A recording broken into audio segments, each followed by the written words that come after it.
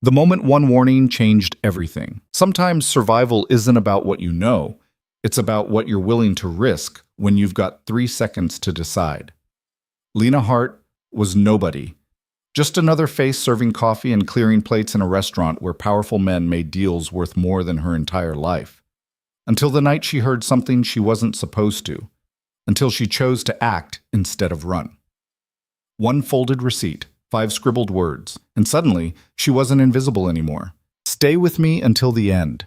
Hit that like button and drop a comment with your city so I can see how far this story travels. The rain came down in sheets that October night, turning Fifth Avenue into a river of brake lights and blurred reflections. Inside Bellamy's, the kind of Manhattan restaurant where reservation lists read like Forbes' Top 100, Lena Hart moved between tables like a ghost. That's what 6 years of fine dining service taught you, how to be present without being seen, how to read a room without making eye contact, how to exist in spaces that cost more per night than you made in a month. She'd gotten good at it. Too good, maybe.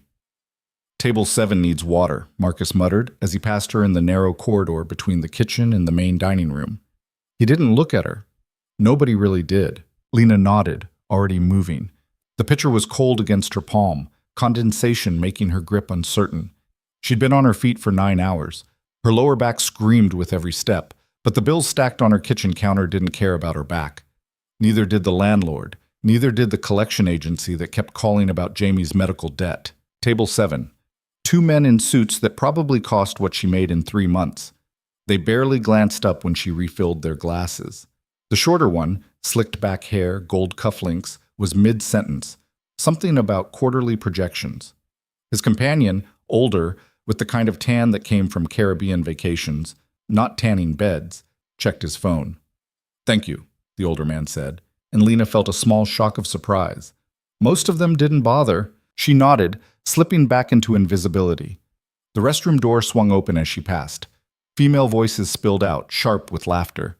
Lena stepped aside, letting them pass. 3 women in designer dresses, perfume lingering in their wake like expensive ghosts. She shouldn't have gone in. The staff restroom was downstairs past the kitchen, in the basement that always smelled like bleach and old grease. But her shift ended in 20 minutes and she was tired, and the customer restroom was right there, empty now, all marble and soft lighting that made everyone look like they'd just stepped out of a spa. Lena pushed through the door. The lounge area was empty. Soft music played from hidden speakers, something classical, strings that made the space feel like a hotel lobby. She moved past the sitting area toward the stalls, already thinking about the subway ride home, about whether Jamie had remembered to take his medication, about the stack of bills that somehow kept growing no matter how many doubles she picked up. That's when she heard the voices, male, low, coming from the other side of the wall, the men's restroom, sound carrying through the shared ventilation shaft above the sinks. Inside the restaurant, 4 positions. The voice was calm, professional, the tone you'd use to discuss a business merger, not whatever this was. Santoro's team handles the interior. We need clean sight lines, so the table placement matters. Lena froze, one hand on the stall door. What about the exterior? Another voice, younger, with a trace of an accent she couldn't place. Rooftop across the street, Novak's already in position. He takes the shot if Vale moves toward the windows. Vale. The name meant nothing to her. Should it? Lena stood perfectly still, barely breathing. Her heart kicked against her ribs. 4 inside, 1 out. That's overkill. The younger voice again. You don't know Vale. The man survived 3 attempts in 2 years. We're not taking chances. A pause. Water running. Santoro's people are positioned at tables 9, 12, and 15. I'm at the bar.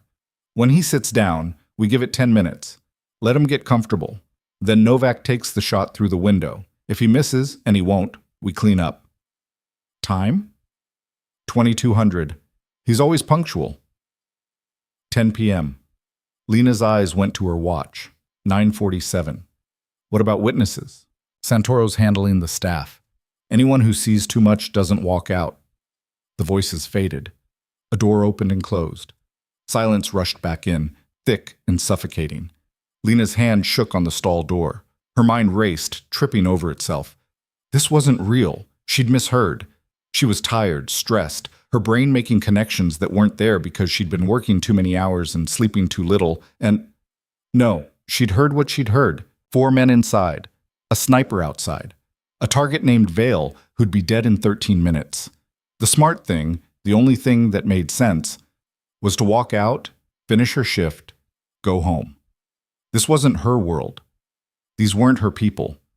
Getting involved in whatever this was would be like stepping in front of a train because you heard it coming and thought you could stop it. But the words sat in her chest like a stone. Someone was going to die. Right here, in the restaurant where she'd spent 6 years pouring water and clearing plates and being invisible. And maybe that someone was a terrible person. Maybe Vale was a monster who deserved whatever was coming. Or maybe he was just a name she'd overheard, and somewhere he had people who'd miss him. A family. A kid wondering when Dad was coming home.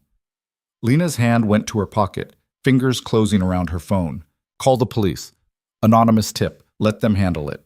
Except the men in the bathroom had talked about handling the staff, about witnesses who wouldn't walk out.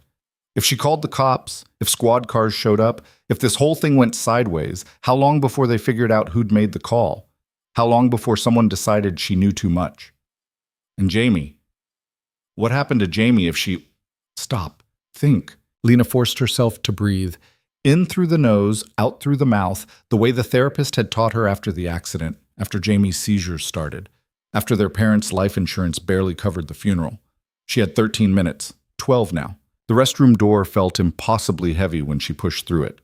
The restaurant spread before her, white tablecloths, soft lighting, the quiet murmur of conversation, and clinking silverware. Table 9. A couple sharing dessert, the man's hand covering the woman's across the table. Table 12. 4 businessmen, deep in conversation, one of them gesturing with his wine glass. Table 15. A lone diner working through a steak, his attention fixed on his phone. Any one of them could be a killer. The bar ran along the far wall, all dark wood and amber lighting. 6 people sat there, spread out. Which one? Lena's eyes went to the windows. Floor-to-ceiling glass overlooking the street, rain streaming down the outside. Across Fifth Avenue, office buildings rose into the dark sky. Dozens of windows. Hundreds. A sniper could be in any of them. Lena. Marcus appeared at her elbow, frowning. You good? You look. I'm fine. The words came out too sharp. She softened her tone. Just tired. 20 minutes? You can make it? He moved past her, already forgetting she existed. Lena walked back to the service station, mind racing. What could she do? What could anyone do? Even if she knew which table was Vale's, even if she could somehow warn him, what then? 4 armed men in the dining room. A sniper across the street. This wasn't a movie.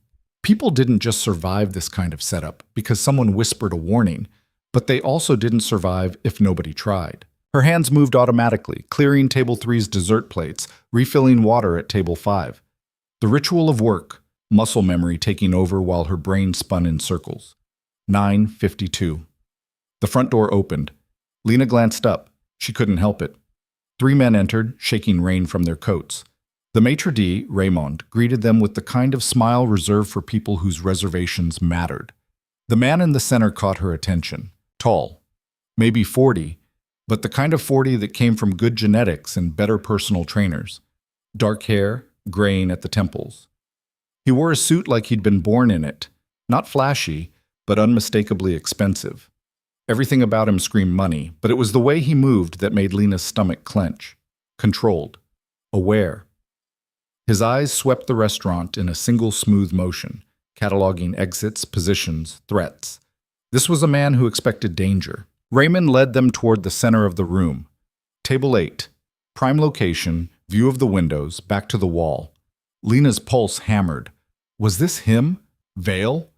The man sat down, his 2 companions taking positions on either side. Protection, Lena realized. Bodyguards, though they didn't look like the stereotype.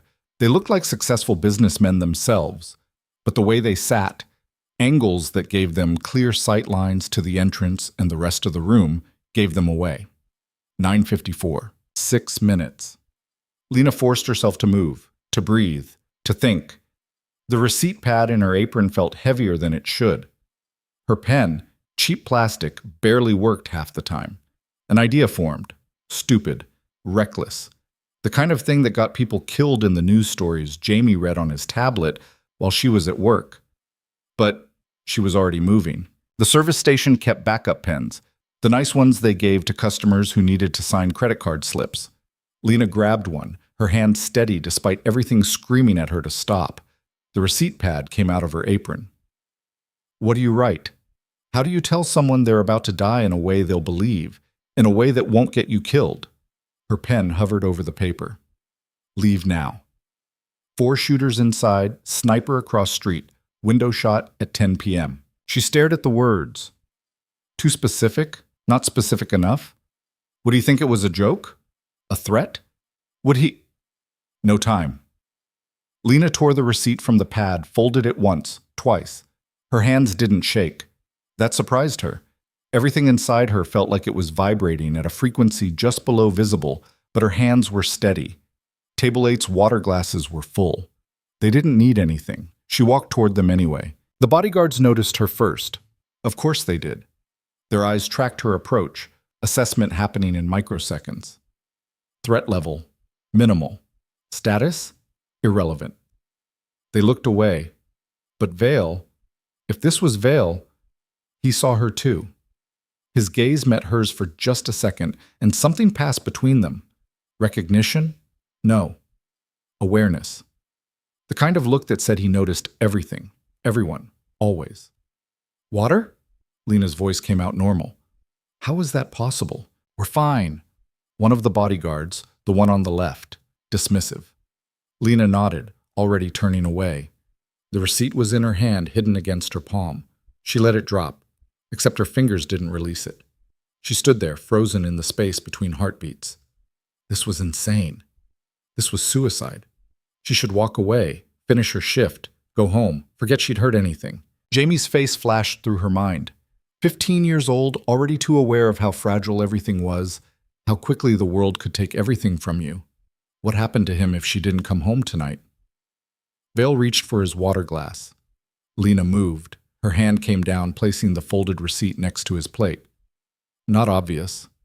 Almost casual. Like she was clearing something away.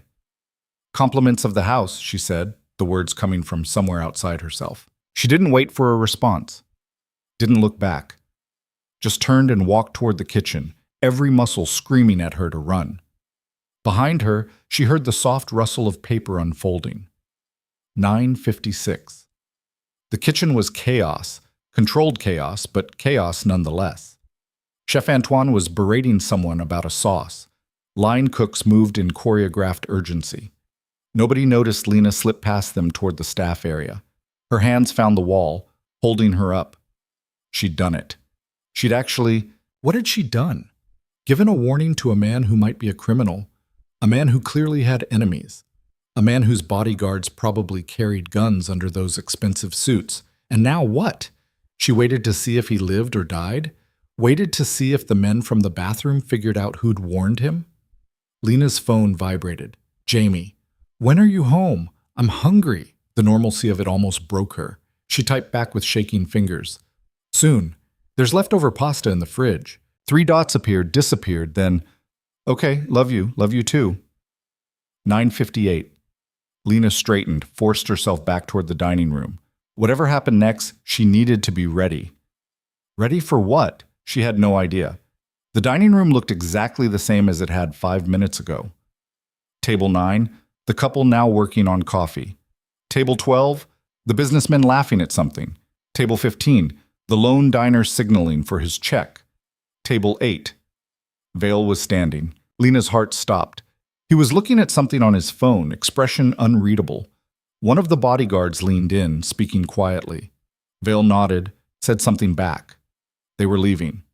The 3 of them moved toward the exit with the same controlled awareness they'd entered with. Vale's hand went to his coat pocket. The receipt, Lena realized. He'd kept it. Raymond intercepted them at the door. Is everything all right, Mr. Vale? Your table? Emergency. Vale's voice was smooth, cultured. Please charge the reservation fee to my account, and add 20% for the inconvenience. Then he was gone, out into the rain, his bodyguards flanking him. Lena stood frozen in the middle of the dining room. 10 o'clock. The window exploded. Not all at once. A single hole appeared in the glass. Tiny, precise, spider webbing out in fractal patterns. The sound came after, a sharp crack that made everyone in the restaurant jump. Then screaming. Chairs scraped. People dove for cover. Someone's wine glass shattered on the floor. Down! Everyone down! One of the men from table 12 was on his feet, gun drawn. Not a businessman. The gun looked professional, military grade. More movement. Table 15, the lone diner with the phone, he had a gun too. Table 9, the romantic couple. The man was pulling the woman toward the floor, but his other hand held a weapon. 4 shooters inside. Lena's legs gave out. She hit the floor behind the service station, hands over her head, mind blank with terror. Gunfire. Multiple weapons. The sound deafening in the enclosed space. Glass shattering. Wood splintering. Someone screaming, high and continuous, the sound of pure animal fear. It lasted forever. It lasted 10 seconds. Then silence. Heavy. Broken by sobbing, by someone calling for help, by the distant sound of sirens. Lena stayed down, eyes squeezed shut, hands shaking so hard she had to clench them into fists. Footsteps. Multiple sets, running. The front door slamming open. More sirens. Closer now. Police! Nobody move! Lena didn't move. Couldn't move. The floor was cold against her cheek. Someone was still crying. The air smelled like gunpowder and expensive perfume. Ma'am! Ma'am, are you hurt? She opened her eyes. A police officer, young, barely older than Jamie, crouched next to her, his face pale. Her voice cracked. I'm okay. But she wasn't. Nothing was okay. The officer helped her up. The dining room looked like a war zone. Tables overturned, chairs scattered, glass everywhere. Blood on the white tablecloths. Not much. One of the shooters had caught a round in the shoulder, being treated by paramedics now, hands cuffed behind his back. The others were gone. Escaped in the chaos. Lena's eyes went to the window, to the bullet hole still visible in the spiderwebbed glass. Table 8 stood empty. The chair where Vale had been sitting faced the window directly. If he'd stayed, if he hadn't left, if she hadn't, we need statements from everyone. The officer was talking, but his words seemed to come from very far away. This might take a while. It took 4 hours. 4 hours of questions, of telling the same story over and over. No, she hadn't seen anything suspicious. No, she didn't know any of the men involved. No, she didn't know why they'd started shooting. She didn't mention the bathroom, didn't mention the receipt, didn't mention Vale. Survival instinct, maybe. Or just exhaustion. By the time they let her go, it was almost 3 a.m. The restaurant was a crime scene now. Yellow tape across the entrance, police lights painting everything and alternating red and blue. Lena walked to the subway in the rain, still wearing her uniform, her apron stained with water and fear sweat. The station was empty. Just her and a homeless man sleeping on a bench. The train car was empty too. She watched the city blur past, lights and darkness, and tried to process what had happened. She'd saved a man's life. A stranger. Someone who might be dangerous himself, the kind of person who expected assassination attempts and traveled with armed bodyguards.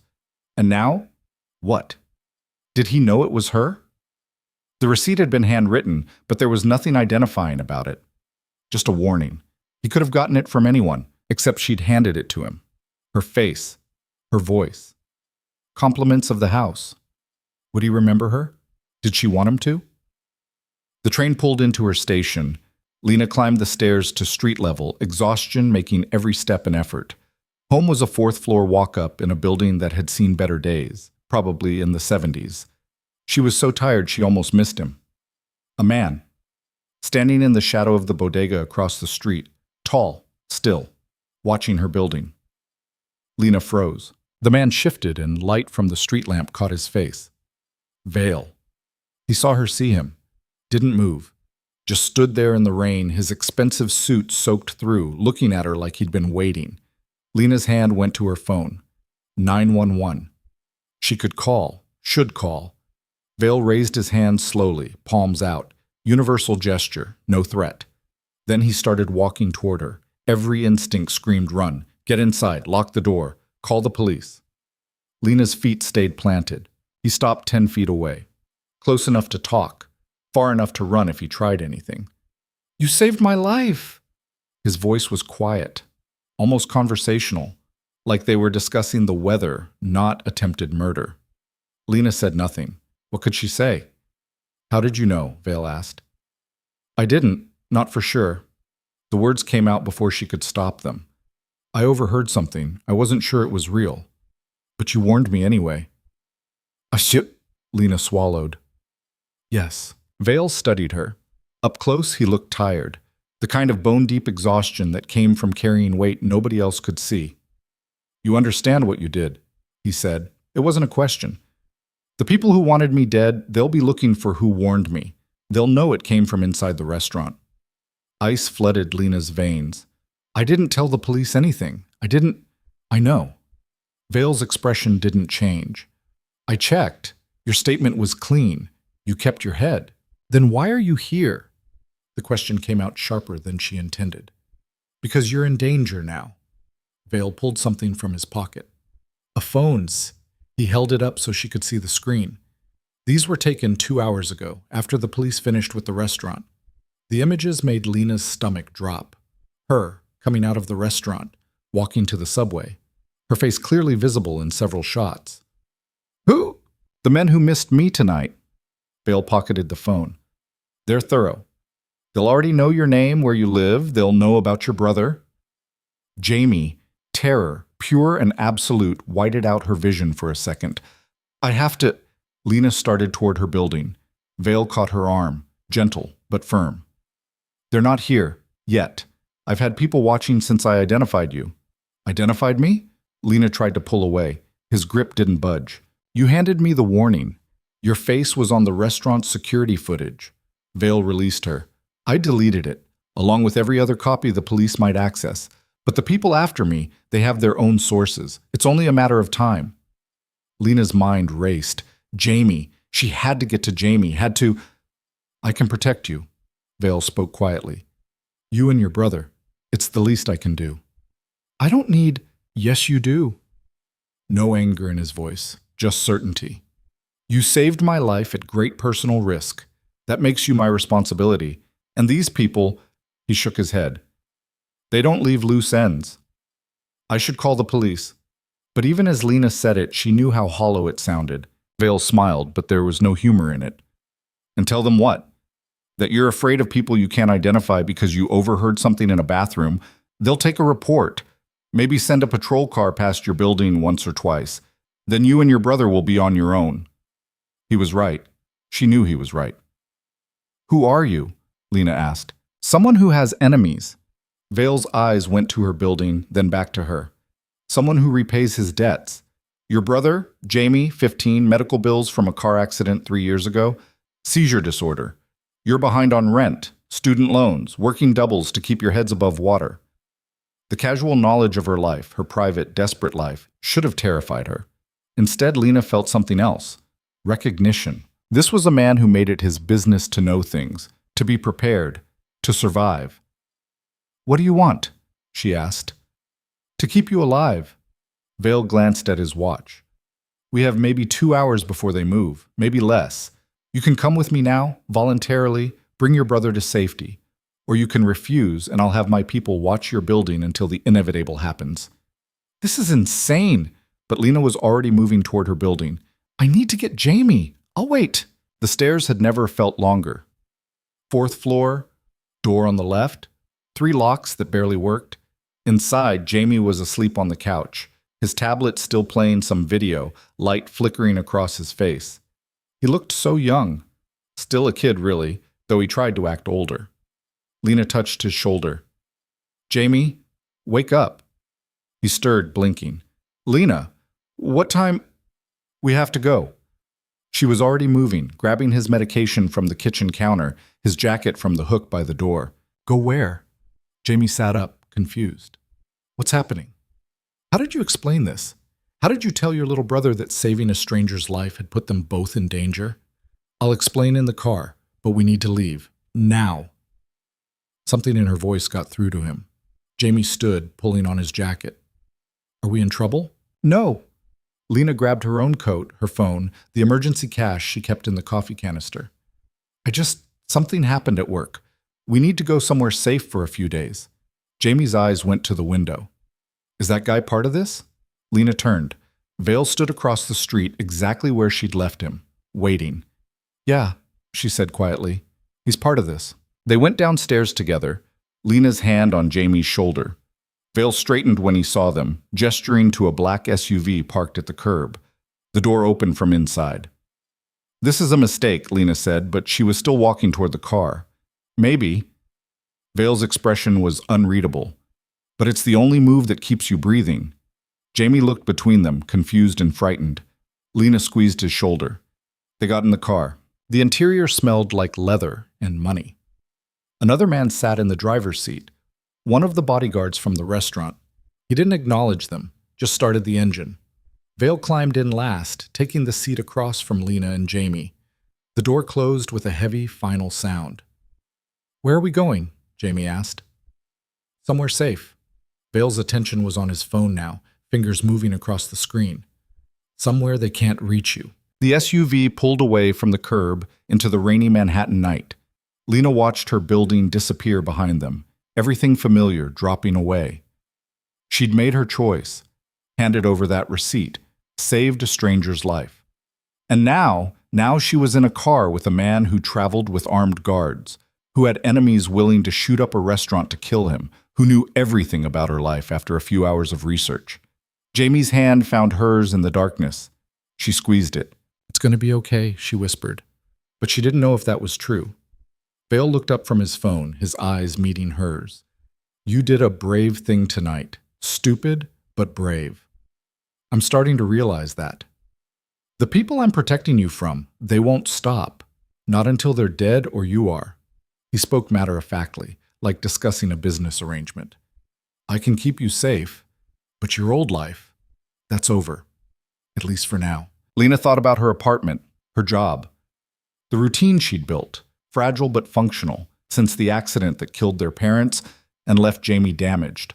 All of it, gone. Because she'd overheard something in a bathroom. Because she'd chosen to act instead of ignore. I can't go back, she said. Not a question. Not yet. Maybe not ever, depending on how this plays out. Jamie's grip on her hand tightened. Lena, what did you do? She looked at her brother, his frightened eyes, his too thin face, the scar from the accident still visible at his hairline. I tried to do the right thing, she said. Vale almost smiled. The right thing. That's what you call it. What would you call it? Survival. He leaned back, still watching her. You saw danger coming and you moved. That's more than most people manage. Most people freeze. Most people wait to see what happens, hoping it won't affect them. I'm not sure I did the right thing. Lena watched the city lights blur past the window. I'm not sure about anything anymore. Good. Vale's expression hardened. Certainty gets you killed. Doubt keeps you sharp. The SUV turned onto the highway, heading out of Manhattan.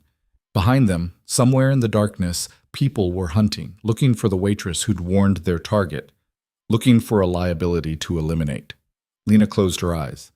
One split-second choice, one folded receipt, and everything had changed. The safe house wasn't what Lena expected.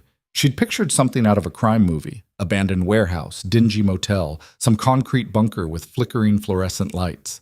Instead, the SUV pulled up to a brownstone in Brooklyn, tree-lined street, flower boxes in the windows of neighboring buildings. Normal. Almost aggressively normal. This is it? Jamie's voice was small, uncertain. Vale was already out of the car, scanning the street with that same controlled awareness. Inside, quickly. The bodyguard, Vale had called him Marcus during the drive, opened their door. Lena climbed out, legs stiff from the hour-long trip through traffic and rain. Jamie followed, clutching his backpack like a lifeline. The brownstone's front door opened before they reached it. A woman stood in the doorway. Mid-50s, gray hair pulled back, wearing jeans and a sweater that looked expensive but comfortable. She could have been anyone's mother, except for her eyes. They swept over Lena and Jamie with the same assessing look Vale's bodyguards had, cataloging, evaluating. Inside, the woman said, not unkind, but not warm either. professional. The interior was furnished like a home. Real furniture, not the cheap temporary stuff Lena had imagined. A couch that looked actually comfortable. Bookshelves. Art on the walls. Prints, nothing fancy, but chosen with care. The kitchen, visible through an archway, was clean, stocked, lived in. "This is Catherine," Vale said, gesturing to the woman. "She'll handle your immediate needs, food, clothes, anything you require." Catherine nodded at them. "There's 3 bedrooms upstairs. I've prepared 2 of them. You must be exhausted." Lena was exhausted. The adrenaline that had kept her moving for the past 6 hours was draining away, leaving her hollow and shaking. But sleep felt impossible. "I don't understand what's happening," she said. The words came out harder than she intended. "You bring us here, you say we're in danger, but I don't even know who you are." "Not really." Vale had moved to the window, looking out at the street through a gap in the curtains. He didn't turn around. "What do you want to know?" "Everything." Lena's hands clenched. "Who wants you dead? Why? What did I actually save you from tonight?" "Lena." Jamie's voice carried a warning. "Don't push." But she was done not pushing, done being invisible, accepting what she was told, moving through spaces without asking questions. Vale turned from the window.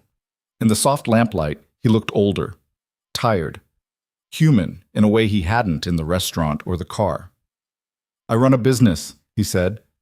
"Import, export, shipping, legitimate on the surface, less legitimate underneath." "You're a criminal." Lena kept her voice flat. "I operate in gray areas. I move money, facilitate transactions between parties who prefer not to interact directly." Vale's expression didn't change. "I don't deal drugs. I don't traffic people. I don't hurt civilians. But I'm not a good man if that's what you're asking." Jamie shifted closer to Lena. She put her arm around him. "The people who tried to kill you tonight," she said. "What do they want? Territory? Control? I refused a partnership that would have made certain individuals very wealthy. They took it personally." Vale crossed to the couch, sat down with the careful movement of someone whose body hurt. "There's a power structure in this city. Old families, new players, everyone fighting for their peace. I've survived this long by being smart, by being careful, by making myself too valuable to kill." "Didn't work tonight," Marcus said from his position by the door. It was the first time Lena had heard him speak beyond one-word responses. Vale's mouth twitched. "No, it didn't. My former partner decided I'd outlived my usefulness. He coordinated with 3 other groups. The attempt tonight was meant to look like a robbery gone wrong. Clean, simple, no blowback on anyone involved." "But I heard them," Lena said quietly. "In the bathroom. They were discussing positions, timing. They were so calm about it. They're professionals. This is what they do." Vale studied her. "You shouldn't have been able to hear them. The bathrooms aren't supposed to share ventilation. I'll be having words with Bellamy's management about that." The casual mention of the restaurant, her workplace, the site of a shootout, felt surreal. Would Bellamy's even reopen? Would she still have a job? Did it matter? Catherine appeared from the kitchen with a tray. Tea, sandwiches, the kind of food designed for shock and exhaustion. "You should eat," she said, setting it on the coffee table. "Both of you." Jamie reached for a sandwich immediately, 15 and perpetually hungry, even in the middle of a crisis. Lena's stomach churned at the thought of food, but she made herself take one. Force of habit. Eat when you can, sleep when you can, because you never know when the next chance will come. The sandwich was good. Turkey, fresh bread, real vegetables. Better than anything in her fridge at home. Home. The apartment she couldn't go back to. The life she'd walked away from. "How long do we have to stay here?" she asked. Vale sipped his tea. "Depends on how quickly I can resolve the situation." "Resolve it how?" "That's not your concern." Lena set down her sandwich. "You made it my concern when you showed up at my building, when you told me people were taking pictures of me, when you put my brother in a car and brought us here." "I saved your life," Vale said, and there was steel under the quiet words. "I saved yours first." They stared at each other. Marcus shifted by the door, hand moving fractionally toward his jacket. Catherine watched from the kitchen doorway, expression neutral. Jamie broke the silence. "Can I ask something?" Vale's attention shifted to him. "Go ahead." "Are you going to kill them? The people who tried to kill you?" The question hung in the air. Lena wanted to tell Jamie not to ask things like that, to stay out of adult business, to preserve whatever innocence he had left after 3 years of medical bills and their parents' death and watching his sister work herself to exhaustion. But Vale answered honestly. Some of them, yes. Others I'll negotiate with. It depends on who was giving orders versus who was just following them. That's not, Lena started. Legal? Moral? Bailey's eyebrows rose. No, but it's reality. The men who came after me tonight, they knew the risks. They accepted them when they took the job. I'm not going to apologize for surviving. What about the police? Lena demanded. You can't just... There was a shooting. People saw. There's evidence. The police will investigate. They'll find the shooter in custody has a record, gang affiliations. They'll conclude it was a botched robbery or a territorial dispute. The media will report it for 2 days, then move on. Vale spoke with absolute certainty. That's how it works. That's insane. That's New York. He stood, wincing slightly. You're safe here. The location isn't in any database registered to a shell company 3 layers deep. Only 5 people know about this property, and I trust 4 of them. Who's the 5th? Marcus asked. You. Vale almost smiled. Get some sleep. We'll talk more in the morning. He left, Marcus trailing after him. The front door opened and closed. Through the window, Lena saw them get into the SUV, pulling away into the pre-dawn darkness. Catherine cleared the tea tray. Your rooms are upstairs, 2nd and 3rd doors. Bathrooms are stocked. If you need anything, I'll be in the kitchen. You're staying? Lena asked. Someone needs to be here. Might as well be me. Catherine's expression softened fractionally. Try to rest. I know it seems impossible right now, but you're safe. Vale doesn't make promises he can't keep. She disappeared into the kitchen, leaving Lena and Jamie alone in the living room. This is crazy, Jamie whispered. Lena, what did you do? I heard something I shouldn't have. I tried to help. She pulled him close. I'm sorry. I'm so sorry I dragged you into this. You didn't drag me anywhere. Jamie's voice was fierce. You're my sister. Where you go, I go. That's how it works. Tears stung Lena's eyes. She blinked them back. We're going to be okay. We just need to stay here for a few days, let Vale handle whatever he needs to handle, then we can go home. She didn't believe it. From Jamie's expression, he didn't either. But they went upstairs anyway. The bedrooms were simple, clean. Real beds with real sheets, not the threadbare stuff from their apartment. Lena helped Jamie get settled, made sure he took his medication, watched him climb into bed still fully dressed. Leave the door open, he said. Please. Of course. Her own room was across the hall. Lena sat on the edge of the bed, still in her work uniform, and tried to process the past 8 hours. Morning shift at Bellamy's felt like a lifetime ago. Pouring water, clearing plates, being invisible. That version of herself, the one who kept her head down and didn't ask questions, was gone. She'd heard a murder plot and decided to act. She'd saved a criminal's life. She'd put herself and Jamie in danger, and now they were hiding in a safe house in Brooklyn while that same criminal went off to resolve the situation in ways she probably didn't want to know about. Lena's phone buzzed. Unknown number. She almost didn't answer, but curiosity, the same impulse that had made her write that warning, made her swipe to accept. Hello? Ms. Hart. A man's voice, unfamiliar, calm, professional. We need to talk. Ice flooded her veins. Who is this? Someone who wants to help you. You're in danger. The man you're with, Adrian Vale, he's using you. You're a loose end to him, a liability. Once he's resolved his current problems, what do you think happens to witnesses? Lena's hand tightened on the phone. I don't know what you're talking about. Yes, you do. You warned him tonight, at Bellamy's. We have footage. Not the restaurant cameras, Vale deleted those, but traffic cameras, security feeds from neighboring buildings. We know it was you. Her throat closed. We're not angry, the voice continued. You did what you thought was right, but you need to understand Vale is a dangerous man. He's killed people, ruined lives. The business he runs, the money he moves, it funds violence across 3 states. Is that who you want protecting your brother? What do you want? Lena forced the words out. Meet with us. Tell us where Vale is keeping you. We can put you in real protective custody. Federal marshals, witness protection if necessary. You and your brother would be safe. Actually safe, not dependent on a criminal's whim. And Vale would face justice. Finally, the voice warmed slightly. You seem like a good person, Ms. Hart. You work hard. You take care of your family. You don't deserve to be caught up in this world. Let us help you get out. Lena's mind raced. This could be legitimate. Federal agents, police, someone actually trying to help. Or it could be the people who tried to kill Vale, using different tactics now that bullets had failed. How did you get this number? She asked. A pause. Does it matter? Yes. We have resources. We've been investigating Vale for 2 years. When your name came up in connection with tonight's incident, we ran your information. It sounded plausible. It sounded reasonable. It also sounded like exactly what someone hunting her would say. I need to think, Lena said. Time isn't on your side.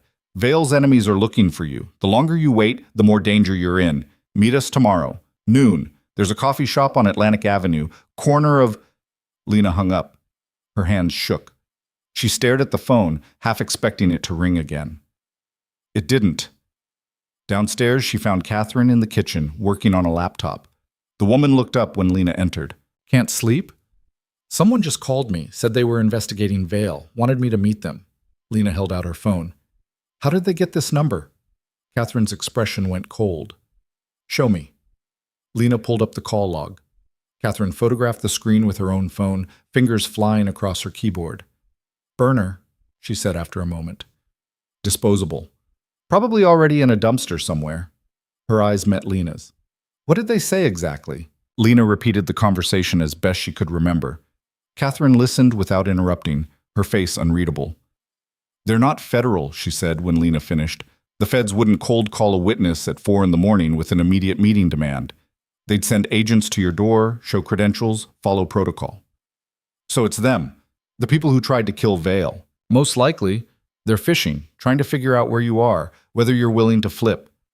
Catherine closed her laptop. Don't answer if that number calls again, and don't leave this house. I wasn't planning on it. Good. Catherine stood, moving to the stove. Tea? Something stronger? Just water. Catherine filled a glass from the tap, handed it over. You're handling this better than most would. Am I? Lena's laugh came out bitter. I don't feel like I'm handling anything. I feel like I'm drowning. You're still standing, still thinking, still protecting your brother. Catherine leaned against the counter. That's more than handling it. That's surviving. How long have you worked for Vale? 12 years, since he was just another mid-level operator trying not to get killed by the people above him. And you've seen this before? People like me getting pulled into his world? Catherine's expression flickered. Not often. Vale's careful about collateral damage. He doesn't like civilians getting hurt. But yes, I've seen it. What happened to them? Most walked away when it was safe. New identities if needed, financial help to start over. Vale takes care of his debts. Catherine studied her. 1 or 2 chose to stay. Why would anyone choose this? Because sometimes your old life doesn't fit anymore. Because sometimes you realize you're stronger than you thought. Because sometimes, Catherine shrugged, the person who saves you becomes the person you can't imagine leaving. The implication hung between them. I don't even know him, Lena said. No, but he knows you, or he's starting to. Vale doesn't bring people here lightly. This house, this level of protection, it means something. It means I'm a liability he can't afford to lose. Maybe. Or maybe you're something else. Catherine rinsed her mug in the sink. Get some sleep. Tomorrow's going to be complicated. Lena went back upstairs. Jamie was asleep, one arm flung over his face, breathing steady. She stood in his doorway for a long moment, watching him. He looked peaceful, safe. Because of her. Because she'd gotten them out of that apartment before the people hunting her could arrive.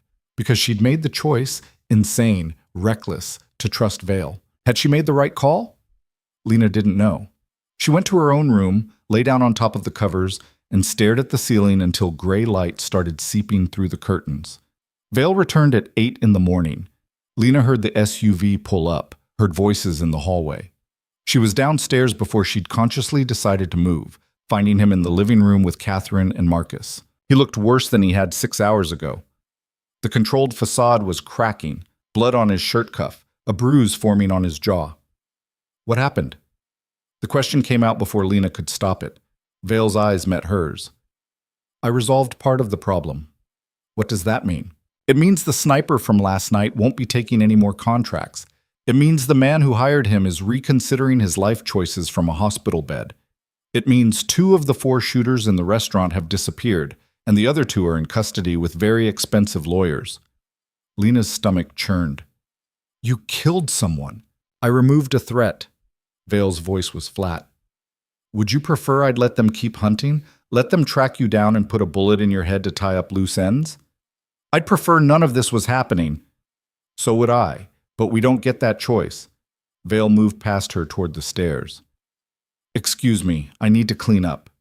He disappeared. Marcus followed. Catherine gave Lena a long look. He's been up all night tracking down the people who tried to kill him, she said quietly, while making sure none of them could trace this location, while ensuring you and your brother stayed safe. Maybe cut him some slack. He killed someone, Lena repeated. Yes, he did. And if he hadn't, that someone would have killed him. Then come for you. Catherine's expression was hard. This isn't your world. I understand that, but you're in it now, and the rules are different. You can be horrified later. Right now, you need to be grateful you're alive. Jamie appeared at the top of the stairs, rubbing his eyes. What's going on? I heard yelling.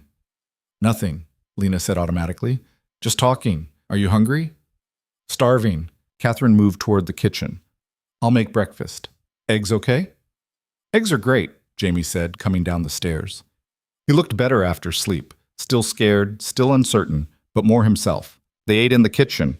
Scrambled eggs, toast, fresh fruit. Normal food in an abnormal situation. Jamie asked about his medication. Catherine had already picked up refills, somehow knowing exactly what he needed. When he asked about school, Catherine promised to arrange remote access to his classes. How long are we staying here, he asked. Not sure yet, Lena said, until it's safe. When will that be? Nobody answered. Val came back downstairs an hour later, showered and changed. The blood was gone. The bruise on his jaw was visible, but not terrible. He looked like himself again, controlled, aware, dangerous. He found Lena in the living room, staring out the window at the normal street with its normal people living normal lives. Someone called me last night, she said without turning around. Claimed to be investigating you. Wanted me to meet with them. She heard him go still. What did you tell them? Nothing. I hung up. Catherine said they weren't real law enforcement. They weren't. Vale came to stand beside her. They were fishing, testing to see if you'd flip. Would it have been so wrong if they'd been real police? No, you'd have been within your rights to seek legitimate protection. Vale's reflection in the window looked tired. But they weren't. And if you'd gone to that meeting, you'd be dead. Lena turned to face him. I need you to be honest with me. About everything. Who you are, what you do, why people want you dead. I can't keep making choices blind. Vale studied her for a long moment. Then he nodded. All right, but not here. Get your coat. Where are we going? Somewhere we can talk without your brother overhearing. He called to Marcus. Stay with the boy. Catherine, you're with us. 10 minutes later, Lena was back in the SUV, Catherine driving this time. They headed deeper into Brooklyn, into neighborhoods Lena had never visited. Industrial areas giving way to residential, then back again. Vale was silent for most of the drive. When he finally spoke, his voice was careful. I grew up in Brighton Beach. Russian immigrant parents worked themselves to death for nothing. Father was a mechanic. Mother cleaned houses. I watched them break themselves trying to make it in a country that didn't want them, and I decided I'd rather break the country instead. He looked out the window at the passing streets. Started small. Running errands for the local guys, moving packages, playing messenger. I was smart, kept my mouth shut, didn't ask questions. By 20, I was managing shipments. By 25, I'd cut out the middlemen and started my own operation. Doing what? Lena asked. Whatever made money. Mostly legitimate shipping, textiles, electronics, machinery. But I didn't ask too many questions about where the money came from or where the goods were going. That ambiguity made me valuable. A neutral party, someone both sides could work with. The SUV turned down a side street, pulling up to what looked like an abandoned warehouse. "Why are we here?" Lena asked. Lena saw, "Because this is where it started going wrong." Vale climbed out. "This is where I learned the cost of trust." Inside, the warehouse was empty except for some old crates and industrial shelving. Catherine stayed by the door, hand inside her jacket. Vale walked to the center of the open space, his footsteps echoing. 3 months ago, my business partner, man named Dmitry Volkov, approached me with a deal. Major expansion, bringing in 3 new partners, tripling our capacity. Vale's voice carried in the empty space. I said no. The new partners were into things I wouldn't touch. Human trafficking, hard drugs, weapons sales to groups I wouldn't work with. He turned to face Lena. Dmitry didn't take it well. He'd already made promises to these people, made deals using my infrastructure, my reputation. When I refused to honor them, I made him look weak, made him look like a liar. So he tried to have you killed, Lena said. Eventually, first he tried to force me out, threaten my people, sabotage shipments, spread rumors about my reliability. When that didn't work, he started planning the hit, coordinated with the 3 groups I'd refused to work with, promised them my territory, my contacts, my operation. All they had to do was remove me. Lena looked around the empty warehouse. What happened here? This was Dmitry's place, where he kept his private records, his insurance files, everything he had on me, on our operation, on the people we worked with. Vale's expression was cold. Was, past tense. You destroyed it. Last night, after I dealt with the sniper, Marcus and I came here, downloaded everything we needed, then burned the rest. He pulled out his phone, showed her photos. Stacks of documents, computers, all of it ash now. Dmitry's leverage is gone. His proof is gone. He can't threaten me anymore. Where is he now? Recovering from multiple gunshot wounds in a private hospital in Queens. Under guard. He'll live, but he won't be conducting business for a while. Vale pocketed his phone. And when he does recover, he'll find his entire operation dismantled. His partners arrested or disappeared.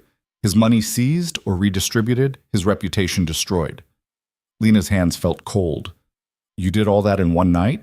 I've been preparing for this possibility since he first approached me with that deal. I knew betrayal was coming. I just didn't know when. Vale moved toward her. I survived by being 3 steps ahead, by planning for every contingency, by making sure that anyone who comes for me pays a cost they can't afford. That's why you're still alive. That's why I'm still alive. He stopped a few feet away. And that's why you and your brother are safe. Because I don't leave loose ends. Because I finish what gets started. What about your former partner's allies, the people who helped plan the hit? Being dealt with. 2 are dead. 3 are in negotiation. They're willing to cut ties with Dmitry if I'm willing to let them live. The rest are running. Vale's eyes held hers. By the end of the week, everyone who came after me will either be dead, imprisoned, or so thoroughly intimidated they'll never try again. Lena wanted to be horrified. Wanted to feel disgust at the casual way he discussed murder and intimidation. But mostly, she felt relieved, because these were the same people who'd tried to kill him. Who would have killed her if they'd found her first? I don't know how to feel about this, she admitted. You don't have to know. You just have to stay alive long enough to figure it out. Vale gestured to the door. Come on, let's go back. They rode in silence. Lena watched Brooklyn blur past, thinking about the man sitting across from her. Criminal, killer, someone who operated in worlds she'd only glimpsed on news reports and crime shows, but also the man who'd deleted security footage to protect her, who'd brought her and Jamie somewhere safe, who was systematically dismantling the people who threatened them. Why did you come to my building last night? She asked suddenly. You could have just watched from a distance, made sure we were safe without revealing yourself. Vale was quiet for a moment. Because you deserved to know what you'd gotten yourself into. Because dragging you into this blind seemed cruel. He met her eyes. Because I owe you my life and I pay my debts face to face. Even if it complicated things? Especially then. The safe house appeared ahead. Catherine pulled into the narrow driveway, killing the engine. One more question, Lena said before Vale could get out. When this is over, when Dmitry and his allies are dealt with, what happens to us? You go home. Or somewhere new, if home isn't safe. I'll provide security until you're established. Money to cover lost wages, relocation costs, whatever you need. Vale's expression was unreadable. You saved my life. That means you're under my protection until you choose not to be. And if we choose to stay under your protection? The question hung between them. Catherine pretended to check her phone, giving them privacy. Then you stay, Vale said finally, for as long as you want. Why would we want that? I don't know. Maybe you wouldn't. Maybe once you're safe, you'll run as far from me as possible. Can't say I'd blame you. He opened the door. But the offer stands, for you and your brother, always. He was gone before Lena could respond, heading into the house. Catherine twisted in her seat to look at her. He means it. The offer. He doesn't make them lightly. I'm a waitress, Lena said. What would I even do in his world? Whatever you wanted. Vale's organization isn't just muscle and intimidation. He's got accountants, lawyers, logistics people. Hell, he's got a woman who just manages his restaurant investments. Catherine smiled slightly. You're smart, observant. You kept your head during a crisis and made a decision that saved a life. Those are valuable skills. I don't want to be a criminal. Then don't be. Work legitimate operations. Vale's shipping business is 90% legal. You could manage one of the warehouses, handle scheduling, whatever interests you. Catherine started the engine again, pulling into the garage attached to the house. Or you could go back to your old life, no judgment, either way. But you should know, you've got options now, more than you had before. Inside, Jamie was playing a video game on a laptop Catherine had provided. He looked up when they entered, relief crossing his face. You were gone a while. Just talking. Lena sat next to him. How are you doing? Really? Jamie paused the game. I'm scared, but I'm okay. Catherine's been showing me the security system. Did you know this place has cameras on every entrance and the windows are bulletproof? I didn't know that. It's actually kind of cool in a terrifying way. He looked at her seriously. Are we going to die? No. Lena pulled him close. No. Vale's handling it. We're safe. Do you trust him? Did she? Lena thought about the past 12 hours. About Vale showing up at her building when he could have sent someone else. About him bringing them here, protecting them, being honest about who he was and what he'd done. About the way he'd looked at her in the warehouse. Not like a liability or a witness, but like a person whose opinion mattered. I think so, she said. Yeah, I think I do. Jamie nodded against her shoulder.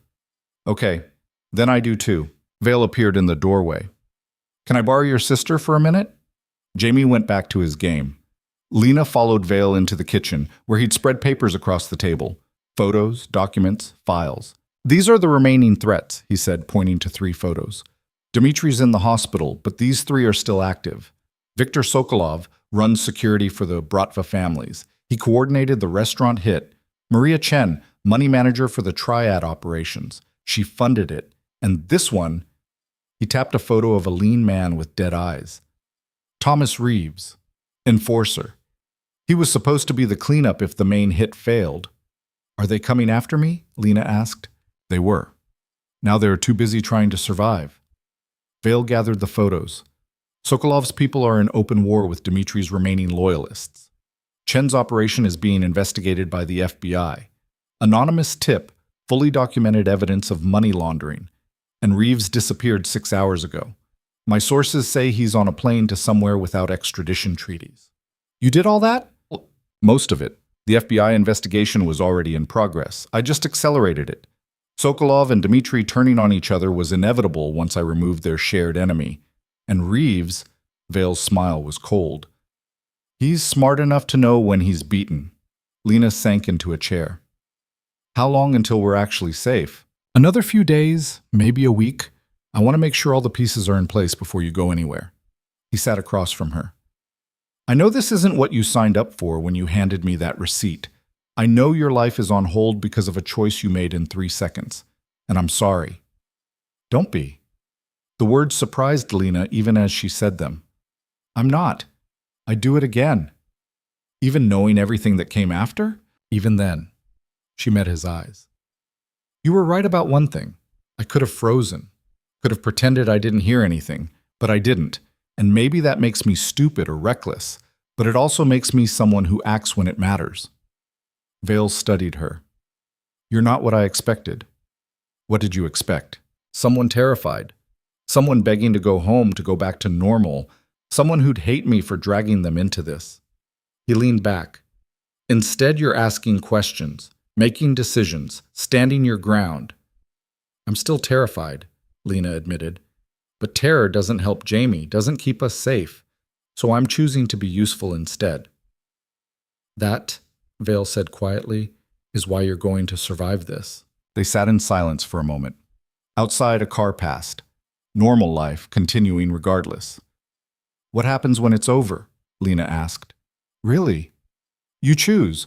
Stay or go. Work for me or disappear. I meant what I said. You're under my protection either way, but the choice is yours. And if I chose to stay, what would that look like? Vale's expression shifted, something almost like hope, quickly suppressed. Legitimate work if you want it. Managing one of the shipping operations, coordinating logistics. Or something completely different. I've got interests in restaurants, real estate, import businesses. You'd have options. With security. Always. At least until you prove you can handle yourself. He smiled slightly. Though based on the past day, I'd say you're already halfway there. I'm a waitress with a high school diploma and a brother to support, Lena said. I'm not qualified for any of this. You're smart, observant, and capable under pressure. That's more qualification than half the people I employ. Vale stood. But we don't need to decide anything now. Get through the next week. Make sure you and Jamie are safe. Then figure out what comes next. He left her alone in the kitchen with files and photos and possibilities she'd never imagined. Lena thought about her apartment, her job, the life she'd built from nothing after her parents died.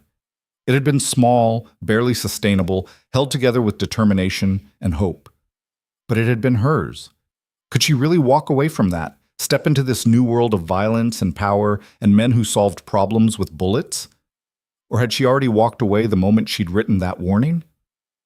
Her phone buzzed. Unknown number again. This time Lena didn't answer, just showed it to Catherine, who appeared in the doorway like she'd been waiting. Catherine photographed the screen, sent the information somewhere. They're persistent. Should I be worried? Vale's got people tracking the source. They won't find you here. Catherine's expression softened. But yeah, stay worried, keeps you sharp. Lena went back to the living room, where Jamie had abandoned his game for a book Catherine had found somewhere. He looked up when she entered. Everything okay? Yeah, just complicated. She sat beside him. How's the book? Good. It's about this kid who finds out his dad is secretly a spy. Kind of relevant right now. Lena almost laughed. Yeah, kind of. They sat together as afternoon light filtered through the bulletproof windows, reading and thinking and trying not to imagine what the next week would bring. Outside, somewhere in the city, Vale was dismantling the people who'd tried to kill him, making phone calls, sending messages, orchestrating the kind of violence that stayed out of news reports and police files. And in a week, maybe less, Lena would have to choose, go back to being invisible, or step forward into whatever came next. The choice came sooner than Lena expected. 4 days into their stay at the safe house, Catherine woke her at 6 in the morning with a knock that was polite but insistent. Lena stumbled to the door, still half asleep, to find the older woman's face tight with something that might have been concern. Get dressed. Vale needs to see you. Now. 20 minutes later, Lena sat in the kitchen while Catherine made coffee with mechanical precision. The sun wasn't up yet. Jamie was still asleep upstairs. The house felt different in the pre-dawn quiet, less like a sanctuary, more like a holding cell. Vale arrived as the coffee finished brewing. He looked like he hadn't slept, tie loosened, jacket gone, sleeves rolled up. There was a cut on his knuckles that hadn't been there yesterday. We have a problem, he said without preamble. Lena's stomach dropped. What kind of problem? Vale pulled out his phone, set it on the table between them. A photo filled the screen, grainy surveillance footage from what looked like a parking garage. 2 men standing next to a silver sedan. One of them was showing the other something on a tablet. That's Marcus, Vale said, pointing to the first man. My head of security, the person I trust most in this world. And the other one? Viktor Sokolov, the man who coordinated the restaurant hit. Vale's voice was flat, emotionless. This photo was taken yesterday afternoon, 3 blocks from here. The implications hit Lena like cold water. Marcus sold you out. Appears that way. I had someone tracking Sokolov's movements, insurance, making sure he stayed focused on his war with Dmitri. Instead, my surveillance picked up this meeting. Vale swiped to another photo. Marcus accepting an envelope. Sokolov paid him, presumably for information about this location, about you and your brother. Catherine set down 3 mugs of coffee with more force than necessary. How long have you known? 6 hours. I've been verifying, making sure this wasn't a setup or misidentification. Vale picked up his coffee but didn't drink. It's him. Marcus has been feeding Sokolov information since before the restaurant hit. That's how they knew my schedule, my usual table, my security details. Where is he now? Lena asked. On his way here. He thinks I want a morning briefing about the Brooklyn shipment situation. Vale checked his watch. He'll be here in 20 minutes. The kitchen went silent except for the hum of the refrigerator. Lena's mind raced through the past 4 days. Every moment Marcus had been present, every conversation he might have overheard, every detail about their location and routine he could have passed along. What are you going to do? She asked, though part of her already knew. Vale's eyes met hers. What needs to be done? You're going to kill him. I'm going to find out exactly what he told Sokolov. Then I'm going to make sure he can never betray anyone again. No emotion in Vale's voice. This was business. The question is what to do with you and Jamie while I handle it. Catherine spoke up. I can take them to the secondary location, the apartment in Queens. Sokolov might know about that too, if Marcus talked. Vale rubbed his face. No, they stay here. This location is still the most secure. Bulletproof windows, reinforced doors, security system that would take a team hours to breach. Moving them now creates more risk than it solves. You want us here while you interrogate someone? Lena's voice came out higher than she intended. The basement is soundproof. You won't hear anything. Vale stood. Stay upstairs with Jamie. Keep away from the windows. Catherine will be with you. This will be over in a few hours. And then what? If Marcus told Sokolov where we are, if he knows about this place, then we deal with that too. Vale's expression was harder than Lena had seen it. I've been 3 steps ahead this entire time. Marcus's betrayal hurts, but it doesn't change the fundamentals. Sokolov is vulnerable right now, fighting a war on 2 fronts. Even with this information, he can't move against us without exposing himself. You sound very sure of that. I'm sure of very little anymore, but I'm sure I won't let anything happen to you or your brother. He moved toward the door. Get Jamie up. Make sure he understands he needs to stay upstairs, stay quiet. If something goes wrong, if you hear gunfire, if Catherine gives you a signal, there's a panic room behind the bookshelf in the master bedroom. Food, water, communications equipment. You can hold out there for days if necessary. He was gone before Lena could respond. Catherine topped off her coffee. You should eat something. It's going to be a long morning. I'm not hungry. Eat anyway. Low blood sugar makes you stupid, and you need to be sharp. Catherine pulled eggs from the refrigerator. Vale's right about the security here. This place was designed for exactly this kind of situation. We're safe. Are we? Lena watched Catherine crack eggs into a bowl. His head of security just sold him out. How do we know there aren't others? How do we know you're not on Sokolov's payroll? Catherine's mouth twisted. You don't. But if I were, you'd already be dead. I've had a dozen opportunities in the past 4 days. She whisked the eggs with quick, efficient movements. Vale trusts me because I've proven myself over 12 years. Marcus apparently decided that wasn't enough. Why would he do it? Betray Vale after all this time? Money, probably. Or fear. Maybe Sokolov threatened someone Marcus cares about. Maybe he just got tired of living in the gray areas and wanted out. Catherine poured the eggs into a hot pan. Doesn't matter why. What matters is he did it, and now he's going to pay for it. Lena thought about Marcus, quiet, professional, the man who'd driven them to this house, who'd stood guard while they slept. In 4 days, she'd barely heard him speak beyond one-word responses, and now he was a traitor, about to face consequences she didn't want to imagine. What will Vale do to him? What he has to. Catherine plated the eggs, added toast. Eat, then wake your brother, gently. Don't scare him. Jamie took the news better than Lena expected. He'd gotten quieter over the past 4 days, processing everything in that internal way teenagers did. When she explained they needed to stay upstairs, stay away from the windows, he just nodded. Is Vale in danger? He asked. No, he's handling something. We just need to stay out of the way. The guy who brought us here, Marcus. He's the problem, isn't he? At Lena's expression, Jamie shrugged.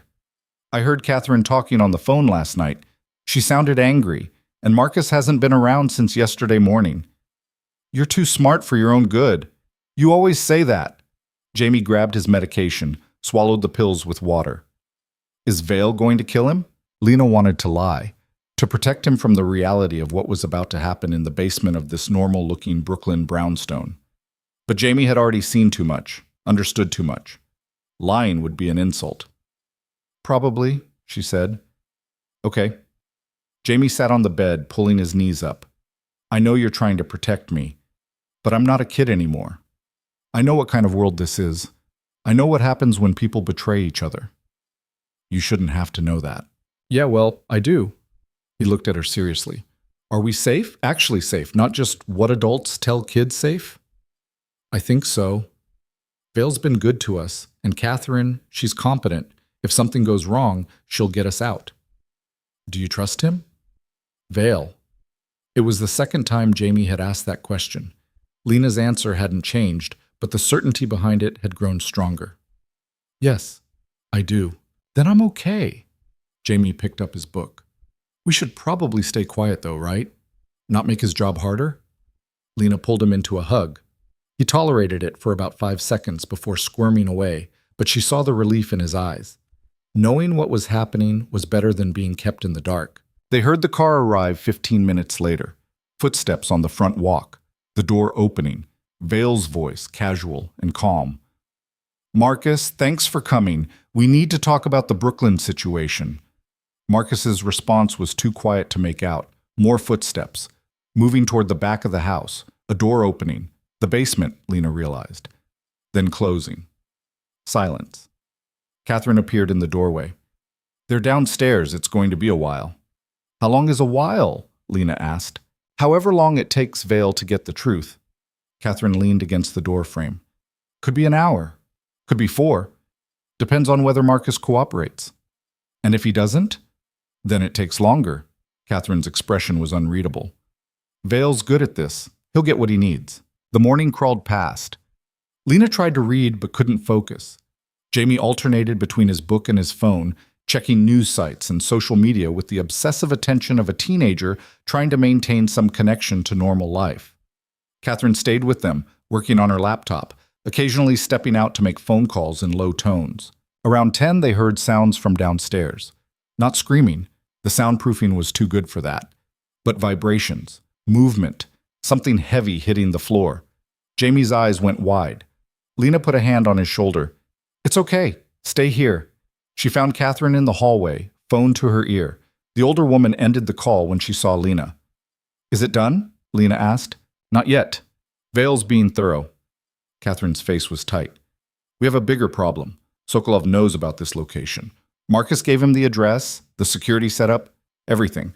And he's planning to move tonight. Tonight?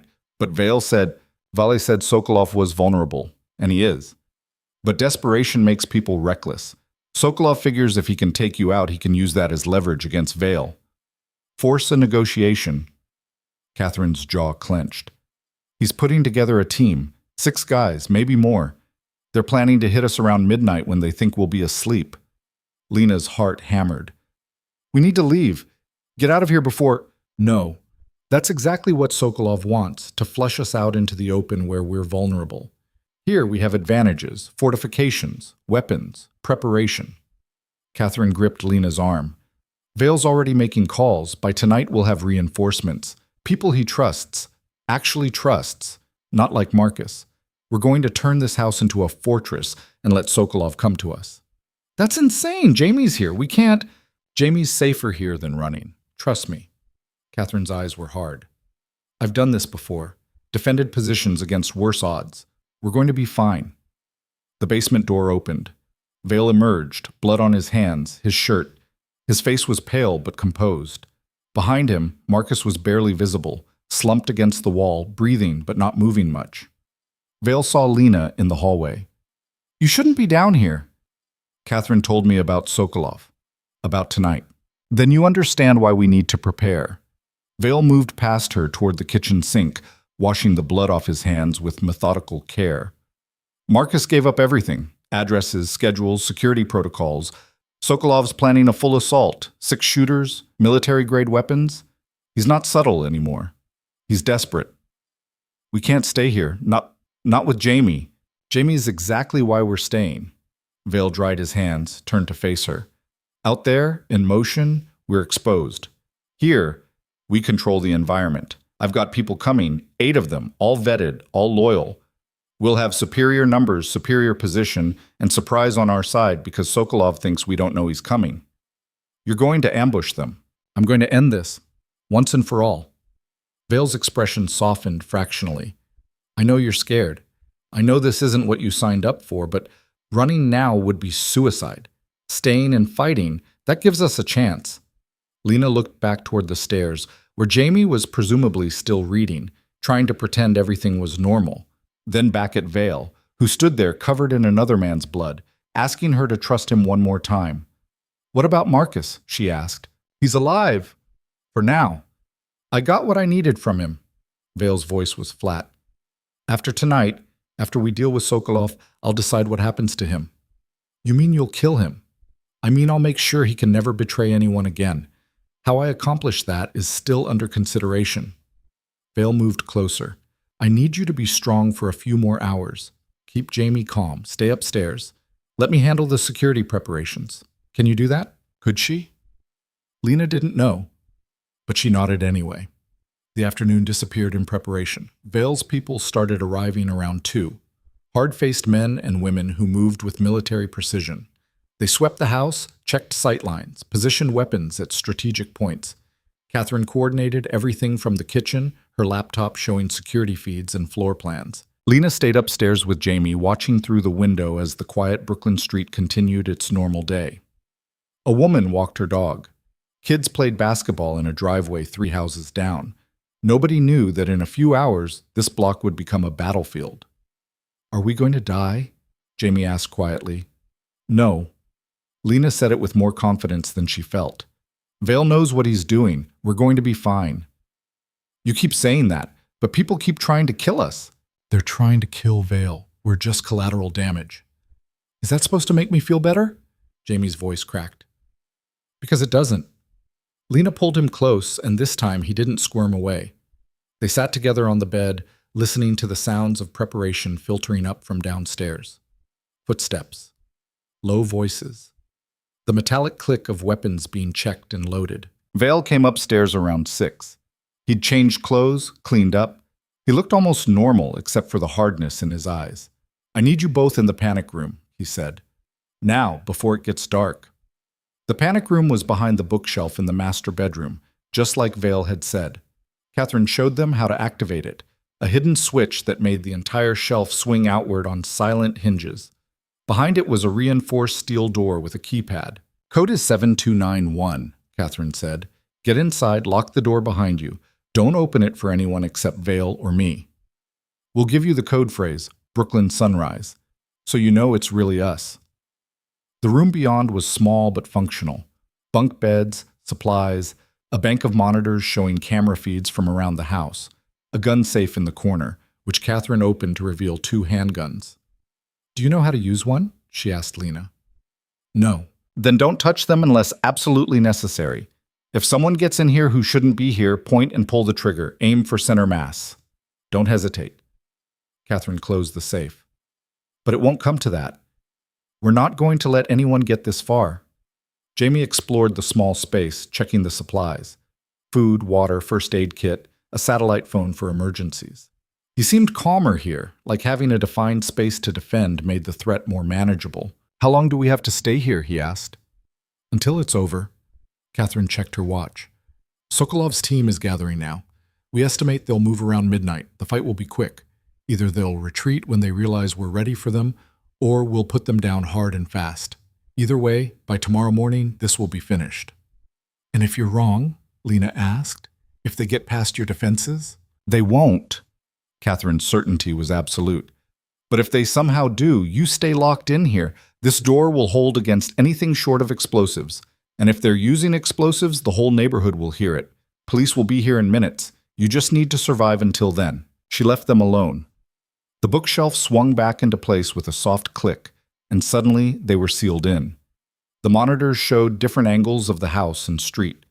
Lena could see Vale in the living room talking to two of his people, see Catherine in the kitchen checking weapons, see the empty street outside looking peaceful in the early evening light. "This is really happening," Jamie said. "Yeah, it is." They waited. The hours crawled past with agonizing slowness. On the monitors, Lena watched nightfall, watched the lights in neighboring houses flick on as families settled in for the evening, watched Vale's team take positions throughout the house, 2 on the first floor, 2 on the second, 2 more in the basement.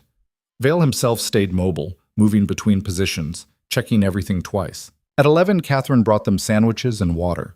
She looked calm, professional, like this was just another day. "Still looking like midnight," she said. "Sokolov's people are staged 3 blocks south. They're waiting for full dark, minimal street traffic." "How do you know all this?" Lena asked. "We have someone inside Sokolov's organization. Low-level guy, but he's feeding us real-time updates." Catherine smiled grimly. "Sokolov thinks he's being clever.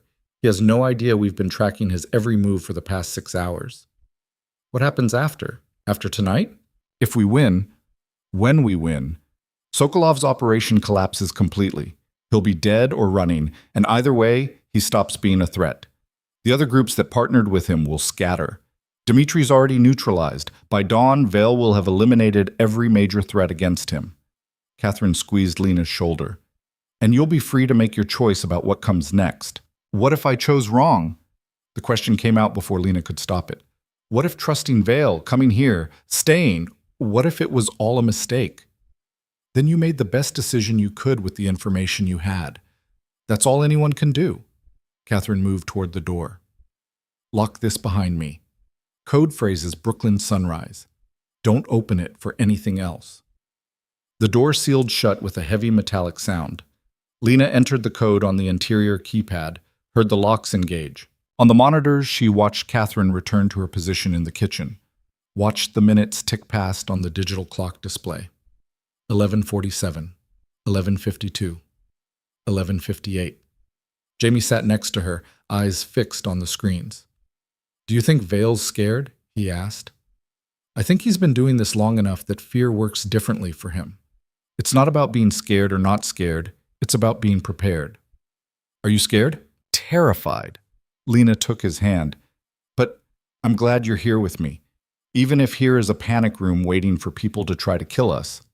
Jamie almost smiled. "That's pretty messed up." "Yeah, it is." Midnight. On the monitors, the street remained quiet. No movement, no cars. Nothing. 12:05, still nothing. "Maybe they're not coming," Jamie said.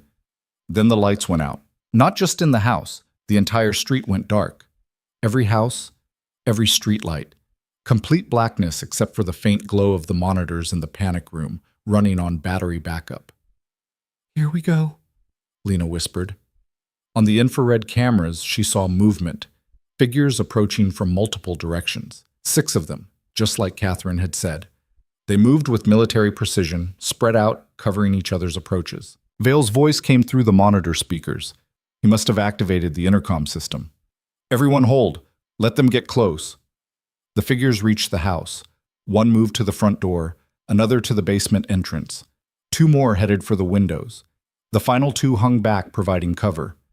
For a long moment, nothing happened. Then, the front door exploded inward, not from the attackers, from inside. Vale's people had rigged it with an explosive charge. The blast caught the figure at the door, throwing him backward. Gunfire erupted. Muzzle flashes lit up the monitors in staccato bursts. Lena couldn't tell who was shooting at whom, just chaos, movement, violence captured in grainy infrared. Jamie buried his face against her shoulder. Lena kept her eyes on the screens, forcing herself to watch. One of Sokolov's people went down. Then another. Vale's team had position, preparation, better angles. What was supposed to be a midnight ambush had turned into a slaughter. The remaining attackers retreated, laying down covering fire. One of Vale's people took a hit. Lena saw him stumble, but keep moving. Not fatal, then. The gunfire stopped as suddenly as it had started. On the monitors, 2 bodies lay in the street. 3 more of Sokolov's people were running, disappearing into the darkness. The sixth was on the ground near the basement entrance, not moving. Silence. Then Vale's voice through the speakers, calm and controlled. Clear the house. Make sure none of them got inside. Lena watched his team move through the rooms, checking every corner, every shadow. The basement, the first floor, the second floor. All clear. Catherine appeared in front of the panic room door. Brooklyn Sunrise. Lena's hand shook on the keypad. She entered the code, heard the locks disengage. Catherine looked tired but unhurt. It's over. They're gone. The ones who ran, Lena started, won't be a problem. Vale's got people tracking them. They won't make it 3 blocks. Catherine gestured them out. Come on. Vale wants to talk to you. They found him in the living room, surveying the damage. The front door was gone, replaced by a gaping hole. Bullet holes scarred the walls. The coffee table was overturned, glass everywhere. But Vale himself looked fine. Not a scratch on him. You okay? He asked when he saw Lena and Jamie. We're fine. What about... She gestured vaguely at everything. My guy who got hit took a round in the shoulder. He'll live. Everyone else is fine. Vale looked at the destroyed doorway. This house is done, obviously. We'll need to relocate you somewhere else for a few days while I clean this up. What about Sokolov? 2 of his people are dead. The others won't talk. They know what happens to people who betray their employers. But it doesn't matter. Vale pulled out his phone, showed her a message. That's from my contact in Sokolov's organization.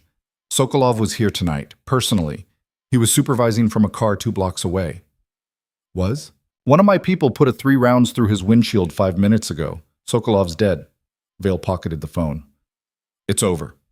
Everyone who came after me, Dmitry, Sokolov, their partners, their enforcers, they're all dead, running, or in custody. You're safe now. The words didn't feel real. Safe. After 5 days of fear and violence and hiding, the idea that it could just be over seemed impossible. What happens now? Lena asked. Now you choose. Vale met her eyes. I told you before, you're free to go home, start over, disappear if you want. I'll provide protection, money, whatever you need, or... He paused. You stay. Work with me. Build something different from what you had before. That's not a choice. That's 2 equally terrifying options. Yeah, it is. Vale almost smiled.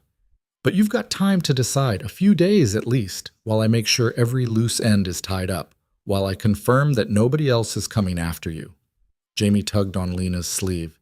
Can we go somewhere with a real door? This place is kind of freaking me out. Catherine laughed. Come on, kid. I'll take you to the secondary location. It's got doors and everything. They left an hour later after Vale's people had swept the area and confirmed no immediate threats. The secondary location was an apartment in Queens, smaller than the Brooklyn house but comfortable and blessedly undamaged. Lena put Jamie to bed in the spare room, watched him fall asleep almost instantly. Exhaustion and adrenaline crash hitting him all at once. She found Catherine in the kitchen making tea. He wanted to stay with you, Catherine said without looking up. Vale. But he's got people to handle, loose ends to tie up. He'll be here tomorrow. I don't need him to stay. Maybe not, but he wanted to anyway. Catherine handed her a mug. He cares about you, more than he probably should, given the circumstances. I'm just someone who warned him, someone he had to protect to repay a debt. Is that really what you think? Catherine studied her. You're not stupid, Lena. You've seen how he looks at you, how he talks to you. That's not debt repayment. That's something else. Lena sipped her tea, thinking about Vale standing in her apartment building's doorway in the rain, about him being honest in the warehouse, about him asking if she trusted him, like her answer actually mattered. I don't know what I think, she admitted. Everything's happened so fast. 5 days ago I was just a waitress. Now I'm... what? Someone who watches people get killed? Someone who hides in panic rooms while gun battles happen downstairs? Someone who saved a man's life and refused to break when the consequences came for her? Catherine set down her mug. You're stronger than you know. That's why Vale wants you to stay. Not because you're useful, though you would be, because you're real. And in his world, real people are rare. What about you? Lena asked. Why do you stay? Because 12 years ago, I was in your position. Different circumstances, same choice, stay or go. I stayed. Catherine smiled slightly. Never regretted it. Not once. Even on the bad days. What made you decide? I realized I didn't want to go back to being invisible, to pretending the world was smaller than it actually was. Catherine finished her tea. You'll figure out what you want. Just don't let fear make the choice for you. She left Lena alone in the kitchen with a cooling mug of tea and thoughts that wouldn't quiet down. The apartment's window overlooked a street that looked like any other Queens residential block. Normal people living normal lives. People who didn't know what it was like to overhear a murder plot or hide from assassins or watch a house get shot to pieces. Lena had been one of those people 5 days ago. She wasn't sure she could ever be that person again. The detective arrived 2 days later. Lena was making breakfast when Catherine opened the door to a woman in her mid-40s, badge clipped to her belt, tired eyes that had seen too much. Detective Sarah Chen, NYPD Major Crimes. She smiled, but it didn't reach her eyes. Miss Hart, I need to ask you some questions about the incident at Bellamy's restaurant. Lena's hand tightened on the spatula. Catherine stepped between them, casual but deliberate. My client isn't required to answer questions without legal representation present, Catherine said. Your client? Chen's eyebrows rose. I wasn't aware Ms. Hart had retained counsel. She has now. Catherine pulled out a business card, handed it over. You can direct all inquiries through our attorney. Ms. Hart has already given her statement to the responding officers the night of the incident. Chen studied the card, then looked past Catherine to where Lena stood frozen in the kitchen doorway. I've read that statement. Very clean, very careful. You saw nothing, heard nothing, knew nothing about the 4 armed men who shot up one of Manhattan's most exclusive restaurants. That's correct, Lena said, finding her voice. Interesting, because we pulled additional security footage from neighboring buildings, traffic cameras. We have you leaving Bellamy's approximately 40 minutes before the shooting. You looked distressed, like you'd seen something upsetting. Chen stepped closer. What did you see, Ms. Hart? Detective, unless you're here with a warrant, this conversation is over. Catherine's voice was steel wrapped in politeness. No warrant, just questions. Chen's attention stayed on Lena.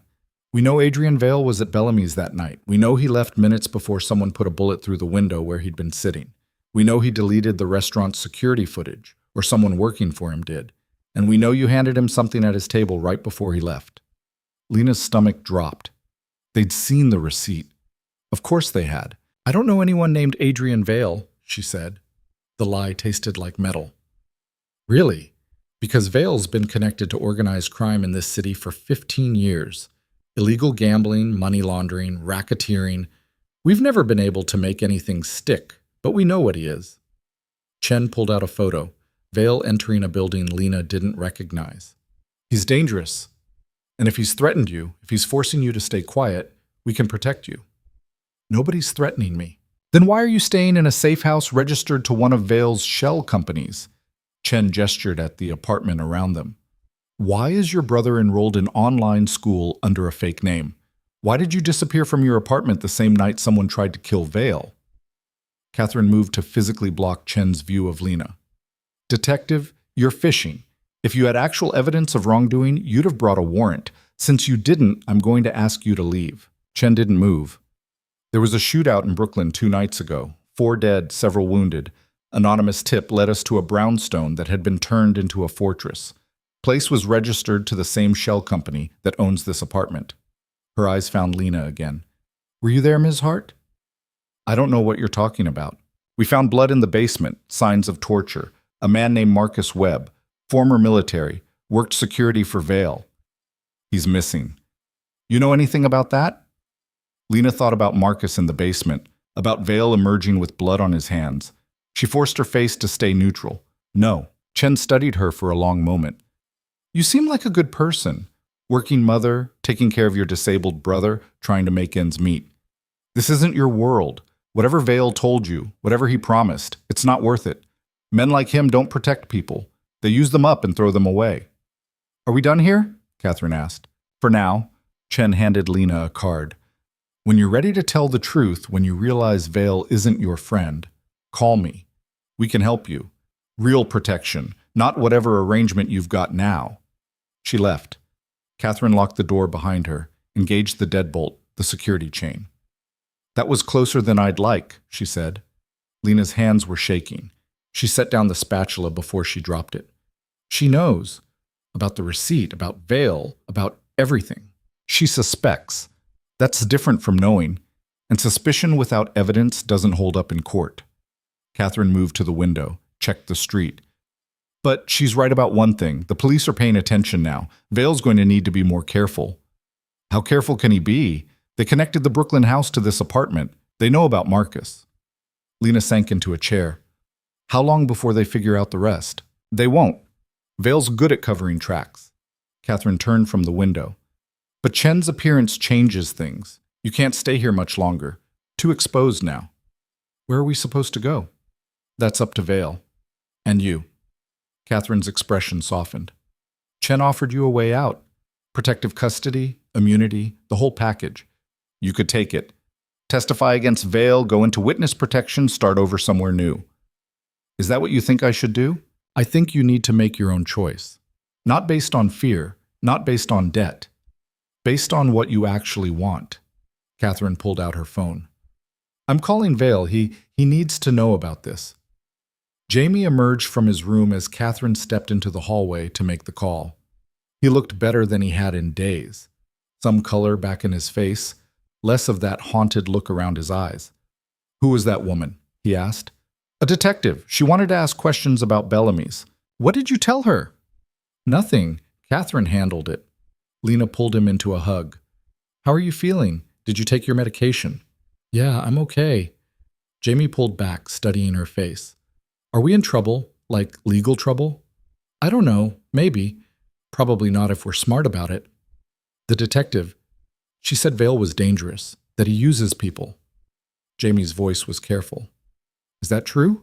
Lena thought about how to answer. The truth was complicated. Vale had protected them, kept them safe, treated them with more respect than most people in power bothered with. But he'd also killed people, tortured Marcus in a basement, built his life on violence and illegal business. I think he's dangerous to his enemies, she said finally. I think he's someone who operates outside the law because the law doesn't work in his world. But I don't think he's using us. I think he genuinely wants to protect us. Do you trust him? Yeah, I do. Then that's good enough for me. Jamie grabbed a glass of water. Are we going to have to move again? Probably. The detective knows about this place. Man, I was just getting used to it here. He smiled slightly. At least the next place will be new. That's something. His resilience broke Lena's heart a little. 15 years old and already so used to upheaval, to instability, to rolling with whatever crisis came next. She wanted better for him. Wanted him to have the kind of childhood where the biggest problem was homework, not hiding from people who wanted them dead. Vale arrived an hour later, Catherine having given him the full report. He looked furious in that controlled way of his, expression calm but tension visible in every line of his body. Chen's a problem, he said without preamble. She's been investigating me for 3 years. She's smart, persistent, and she doesn't let go. Can you handle her? Catherine asked. Handle her how? She's a cop, and a good one. I can't make her disappear. I can't threaten her. Best I can do is make sure she doesn't find anything concrete. Vale looked at Lena. Did you tell her anything? No, nothing. Good. Keep it that way. Chen's going to keep pushing, keep digging. She thinks if she applies enough pressure, someone will crack. He moved to the window, checking the street the way Catherine had. We need to relocate you again. Somewhere Chen won't connect to me. Where? Lena asked. I'm working on it. Somewhere outside the city, probably. Upstate, maybe Connecticut. Somewhere quiet where you can disappear for a few weeks while I clean up the last loose ends. What loose ends? Jamie asked from the doorway. Vale turned, seemed to really see him for the first time since arriving. The people who helped plan the hit on me. The ones who aren't dead yet. I need to make sure they understand that coming after me or anyone I protect is a terminal mistake. You mean you're going to kill them? Jamie said flatly. Some of them, yeah. Others I'll negotiate with. Depends on whether they're willing to be reasonable. Vale's expression didn't change. Does that bother you? I don't know. Should it? Probably. You're a good kid. You shouldn't be okay with violence. Vale crossed his arms. But I'm not going to apologize for protecting what's mine. And you and your sister, you're mine now, under my protection. That means anyone who threatens you answers to me. Jamie considered this. Okay. Okay. Vale's eyebrows rose. Yeah, I mean, it's messed up. All of it is messed up, but at least you're honest about it. Jamie shrugged. Better than people who pretend to be good while doing terrible things. Vale almost smiled. You're smarter than most adults I know. I have to be. Nobody else is going to look out for me except Lena, and now I guess you. Jamie looked at his sister. I'm going to finish my homework. Let me know when we're moving again. He disappeared back into his room. Vale watched him go, something unreadable crossing his face. He's handling this well, Catherine observed. Too well, Lena said. He shouldn't have to handle this at all. No, he shouldn't, but he is, and he's doing better than most people would. Vale turned his attention back to Lena. We need to talk about what happens next. Catherine took the hint, excusing herself to check the perimeter. Vale waited until she was gone before speaking again. Chen's appearance forces the timeline. I was going to give you a few more days to decide what you wanted, but with the police actively investigating, with Chen connecting dots, you need to choose now. Today. Choose what exactly? Whether you want out. I can arrange witness protection, real protection, not the half measures Chen offered. New identities for you and Jamie, relocation to another state, money to get established. You'd be safe, and you'd never have to see me again. Or you stay. In my world, under my protection, working with me in whatever capacity makes sense. You'd have security, resources, opportunities you wouldn't get anywhere else. But you'd also have the danger that comes with being associated with me. The legal exposure. The constant awareness that people like Chen are watching. Lena moved to the window, looking out at the Queen's Street. Normal people doing normal things. She could go back to that. Take Vale's offer of witness protection, disappear into some small town in Montana or Oregon, wait tables again or find some other job that paid the bills. Keep her head down, stay invisible. The thought made her physically ill. What would I do? She asked. If I stayed. You mentioned work, but doing what? Whatever you want. I need people I can trust. Actually trust, not like Marcus. People who are smart, observant, capable, under pressure. You've proven you're all of those things. Vale came to stand beside her. I've got legitimate businesses that need managing. Restaurants, shipping companies, real estate holdings. Most of my operation is legal, or legal enough. You could work in any of those areas. I don't have experience. I'm a waitress with a high school diploma. You're someone who kept their head during a crisis, who made impossible choices and lived with the consequences, who protected her brother while navigating a world she didn't understand. Vale's voice was quiet. That's worth more than any degree. What about Jamie? Private school, best doctors for his condition, security detail that knows what they're doing. He'd have every advantage I can provide. Vale paused. And when he's old enough, if he wants to work for me, that's an option. If he doesn't, that's fine too. No pressure, no obligation. It sounded too good to be true. Lena had learned young that things that sounded too good usually were. What's the catch? She asked. The catch is you'd be in my world. You'd see things, know things that could put you at risk. You'd have to be smart, careful, always aware that people like Chen are watching. You'd have to accept that some of what I do operates in gray areas, that I'm not a good man, even if I try to do right by the people I care about. Do you care about me? The question came out before Lena could stop it. Vale was silent for a long moment. Yes. More than I probably should, given we've known each other a week, but you saved my life, and that means something, and you've handled everything since with more grace and strength than I had any right to expect. So yeah, I care what happens to you. That's not a good reason to make a life decision. No, it's not, but it's honest. He turned to face her fully. I'm not asking you to stay because I care about you. I'm asking because you'd be good at this, because you're wasted serving water to people who don't see you, because I think you want more than what your old life offered, even if you're scared to admit it. I'm terrified, Lena said, of all of it, of staying, of leaving, of making the wrong choice and regretting it forever. Good. Terror keeps you sharp. It's certainty that gets you killed. Lena thought about the past week, about overhearing the murder plot and choosing to act, about writing that warning and handing it to a stranger, about getting in the SUV, trusting Vale to protect her and Jamie when she had no reason to trust anyone. Every choice had been terrifying, and every choice had led her here.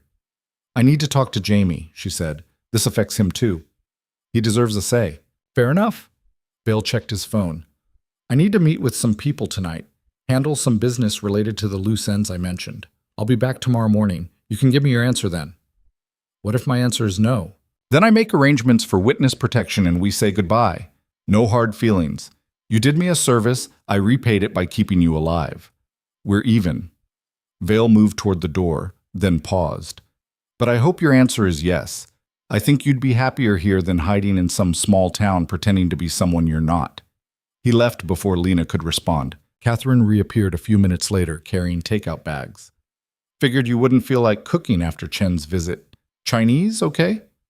They ate in relative silence, Lena, Jamie, and Catherine around the small kitchen table. The food was good, but Lena barely tasted it. Her mind kept turning over Vale's offer, examining it from every angle. You're thinking really loud, Jamie said finally. What did Vale say? Lena set down her chopsticks. He gave me a choice. We can go into witness protection, new identities, new city, complete fresh start. Or we can stay, work for him, be part of his organization. What do you want to do? I don't know. That's the problem. Lena looked at her brother. This is your life too. You should have a say. Jamie pushed rice around his plate, thinking. If we go into witness protection, what happens? We just disappear? Never see anyone we know again? Pretty much, Catherine said. New names, new backgrounds, new everything. It's effective, but it's isolating. You'd lose touch with friends, your school, everything familiar. I don't really have friends anyway, and I hate my school. Jamie looked at Lena. But you'd have to leave everything, your job, your apartment, whatever life you built. My job barely paid rent. My apartment was falling apart. And my life, Lena laughed bitterly. My life was working doubles and worrying about bills and trying to keep us both alive. I'm not sure that's worth preserving. So you want to stay? I think I might. But I'm scared of what that means, of what we'd become. Catherine spoke up quietly. Can I offer some perspective? Lena nodded. I was you 12 years ago. Different circumstances. I was running from an abusive ex who had connections in law enforcement. Nowhere felt safe. Then I met Vale, who offered me security work despite having no experience. He protected me when my ex came looking, gave me purpose when I had none. Catherine met Lena's eyes. I'm not going to pretend it's been easy. I've seen things, done things I'm not proud of. But I'm alive, I'm free, and I'm using skills I didn't know I had. That's worth something. Do you ever regret it? Lena asked. Some days. When things get violent, when good people get hurt. But mostly, no. Because the alternative was spending my life looking over my shoulder, jumping at shadows, never feeling safe. Catherine finished her food. Vale's not perfect. His world isn't perfect. But he's loyal to his people in a way most employers never are. That counts for something. Jamie had been listening carefully. Now he spoke. If we stay, would I have to do illegal stuff? Like, would I have to help with crimes? No, Catherine said firmly. Vale doesn't involve kids in operations. You'd go to school, have a normal life as much as possible. When you're older, if you wanted to work in the legitimate businesses, that's an option. But there's no pressure, no expectation. And Lena, what would she do? Whatever she's good at. Vale mentioned management, logistics, coordination. The organization is bigger than most people realize. Lots of moving pieces that need smart people keeping track. Jamie looked at his sister. It sounds better than witness protection. At least we'd still be us. Would we, though? Lena asked. Or would we become different people? People who look the other way when bad things happen? People who compromise their values for security? Maybe, Jamie said. But isn't that better than pretending to be completely different people in some random town? At least this way we're choosing who we become. His wisdom kept surprising her. When had he gotten so grown up? Lena stood, started clearing dishes. Her hands needed something to do while her brain worked through the impossible math of this decision. Stay or go? Safety or security? The devil you know or the complete unknown? I'm going to sleep on it, she said finally. Give my answer to Vale in the morning, like he asked. But she already knew what her answer would be. That night, Lena couldn't sleep. She lay in the dark listening to the unfamiliar sounds of the Queen's apartment. Pipes clanking, Neighbors arguing through thin walls, sirens in the distance. The sounds of city life she'd lived with her entire existence. Around 2 a.m., she gave up and went to the kitchen. Found Catherine there, working on her laptop. "Can't sleep either?" Catherine asked. "Too much in my head." Lena poured herself water. "Can I ask you something?" "Sure." "When you made your choice to work for Vale, to stay in his world, did you know immediately, or did you agonize over it?" Catherine closed her laptop, giving Lena her full attention. "I agonized, spent 3 days weighing options, making lists of pros and cons, driving myself crazy. Then my ex found me, broke into the safe house Vale had me in, would have killed me if Vale's people hadn't intervened." She touched a scar on her forearm, barely visible. "After that, the choice was easy. Vale had proven he'd protect me. The alternative had proven it wanted me dead. Simple math." "I don't have that clarity. Nobody's actively hunting me anymore. Sokolov's dead, Dmitri's neutralized. I could actually walk away." "Could you, though?" Catherine's eyes were sharp. "Detective Chen knows your face, knows you're connected to Vale. You go into witness protection and, yeah, you get a new identity, but you spend the rest of your life knowing people are looking for the old you. That's not freedom. That's just a different kind of cage." Lena hadn't thought about it that way. She'd been so focused on the danger of staying, she hadn't considered the limitations of leaving. "What do you think I should do?" she asked. "I think you should do what your gut is telling you, not what fear says, not what logic dictates. What do you actually want?" Lena closed her eyes, let herself feel the answer that had been building since Vale first made the offer. "I want to stay. I want Jamie to have opportunities I never had. I want to be someone who matters, who makes decisions, who isn't invisible anymore." She opened her eyes. "But I'm scared that want is just ego, that I'm choosing this for the wrong reasons." "Why would ego be wrong? You've spent your whole life putting yourself last, being small, accepting less than you deserved, wanting more, wanting to matter. That's not ego. That's survival." Catherine stood, refilled her coffee. "Vale sees potential in you. I see it too. The question is whether you see it in yourself." "I don't know what I see." "Then look harder." Catherine's voice was kind but firm. "Because tomorrow morning, Vale's going to ask for your answer, and you need to give him one you can live with." Lena went back to bed but still didn't sleep. She watched the ceiling, tracking the patterns of light from passing cars, thinking about everything that had led to this moment. One warning, one folded receipt, one split-second choice to help a stranger. And now here she was, being offered a life she'd never imagined. Power, security, purpose. All of it wrapped up with danger and compromise and moral ambiguity, but also possibility. Jamie was right. Witness protection meant pretending to be someone else forever. Staying meant choosing who she became. When morning came, Lena knew her answer. Vale arrived at 8, looking like he'd actually slept despite whatever business he'd handled the night before. He accepted coffee from Catherine, sat across from Lena at the kitchen table. "So?" he asked simply. "We're staying," Lena said. "Jamie and me. We're staying." Something shifted in Vale's expression. Relief, maybe, or satisfaction. "You're sure?" "No. But I'm sure that running would be worse. I'm sure that I want Jamie to have better than what I had. And I'm sure that I'd rather face whatever comes next on my own terms than spend my life hiding." Vale nodded slowly. "All right, then we move forward. I've got a place lined up in Westchester. House, not an apartment. Secure, private, good schools nearby for Jamie. You'll start working with my logistics team, learn the operations. Nothing illegal to start, just coordination, scheduling, making sure shipments go where they're supposed to go." "When do we move?" "Today. Chen's going to keep pushing, and this apartment is compromised. The Westchester house is registered to a different shell company, completely disconnected from anything she could trace." Vale pulled out a folder, slid it across the table. "Enrollment papers for Jamie's new school, medical records transfer, everything you need to get established." Lena opened the folder, scanning the documents. Everything was thorough, professional, anticipating needs she hadn't even thought of yet. "Thank you," she said quietly. "Don't thank me yet. You haven't seen the workload." Vale almost smiled. "My logistics operation handles 17 shipping routes, 4 warehouse facilities, and coordinates with 6 different port authorities. It's complicated work. You'll be learning on the job." I can handle complicated. Yeah, I think you can. Vale stood. Pack what you need. We leave in an hour. Catherine's coming with us. She'll be your primary security until I'm satisfied there's no residual threat. The move happened quickly. Lena packed their few belongings. They hadn't brought much from the apartment that night a week ago. Jamie gathered his things without complaint, used to upheaval now. The drive to Westchester took 90 minutes through morning traffic. Vale drove this time, Catherine in the passenger seat, Lena and Jamie in the back. They talked about logistics, about Jamie's school schedule, about the house and neighborhood.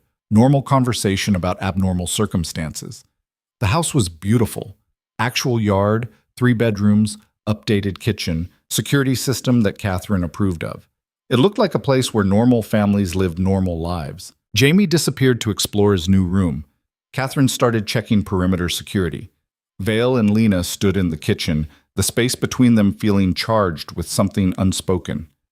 "This is really happening," Lena said. "We're really doing this." Having second thoughts? About 100 of them, but I'm not changing my mind. Good. Vale moved closer. I meant what I said before.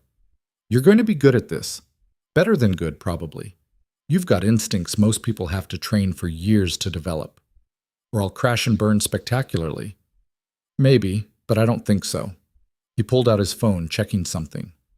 I need to handle some business downtown. Catherine will get you settled, show you the security protocols. Tomorrow, we'll start on the actual work. Vele.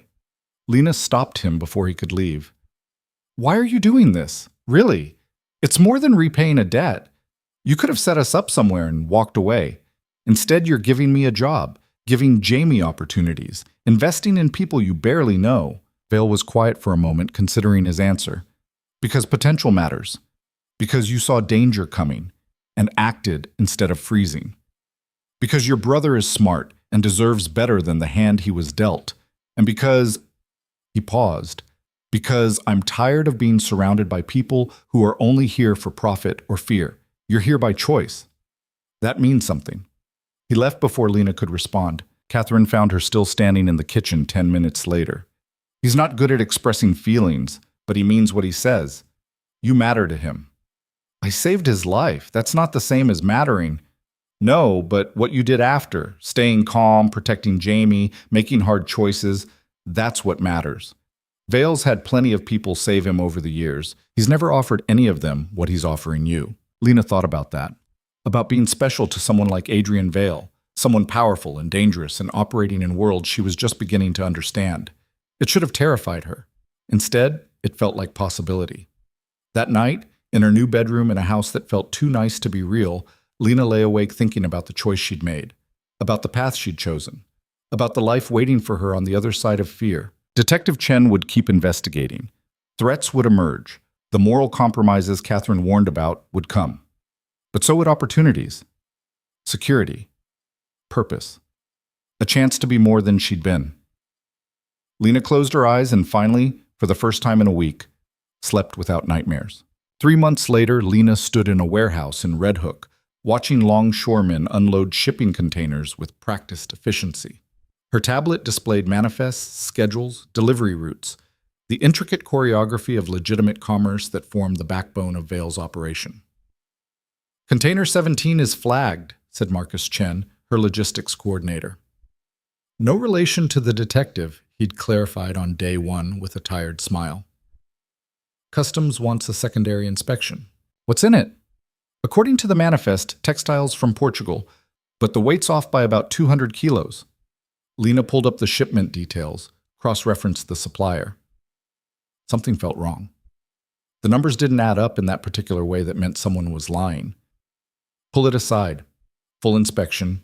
Document everything. If we find contraband, we report it ourselves before customs does. She met Marcus's eyes. Vale's rules. We don't move anything we can't explain. That's going to piss off the supplier. Then they shouldn't have lied about the contents. Lena marked the container for inspection, sent the notification up the chain. Vale values reputation over profit.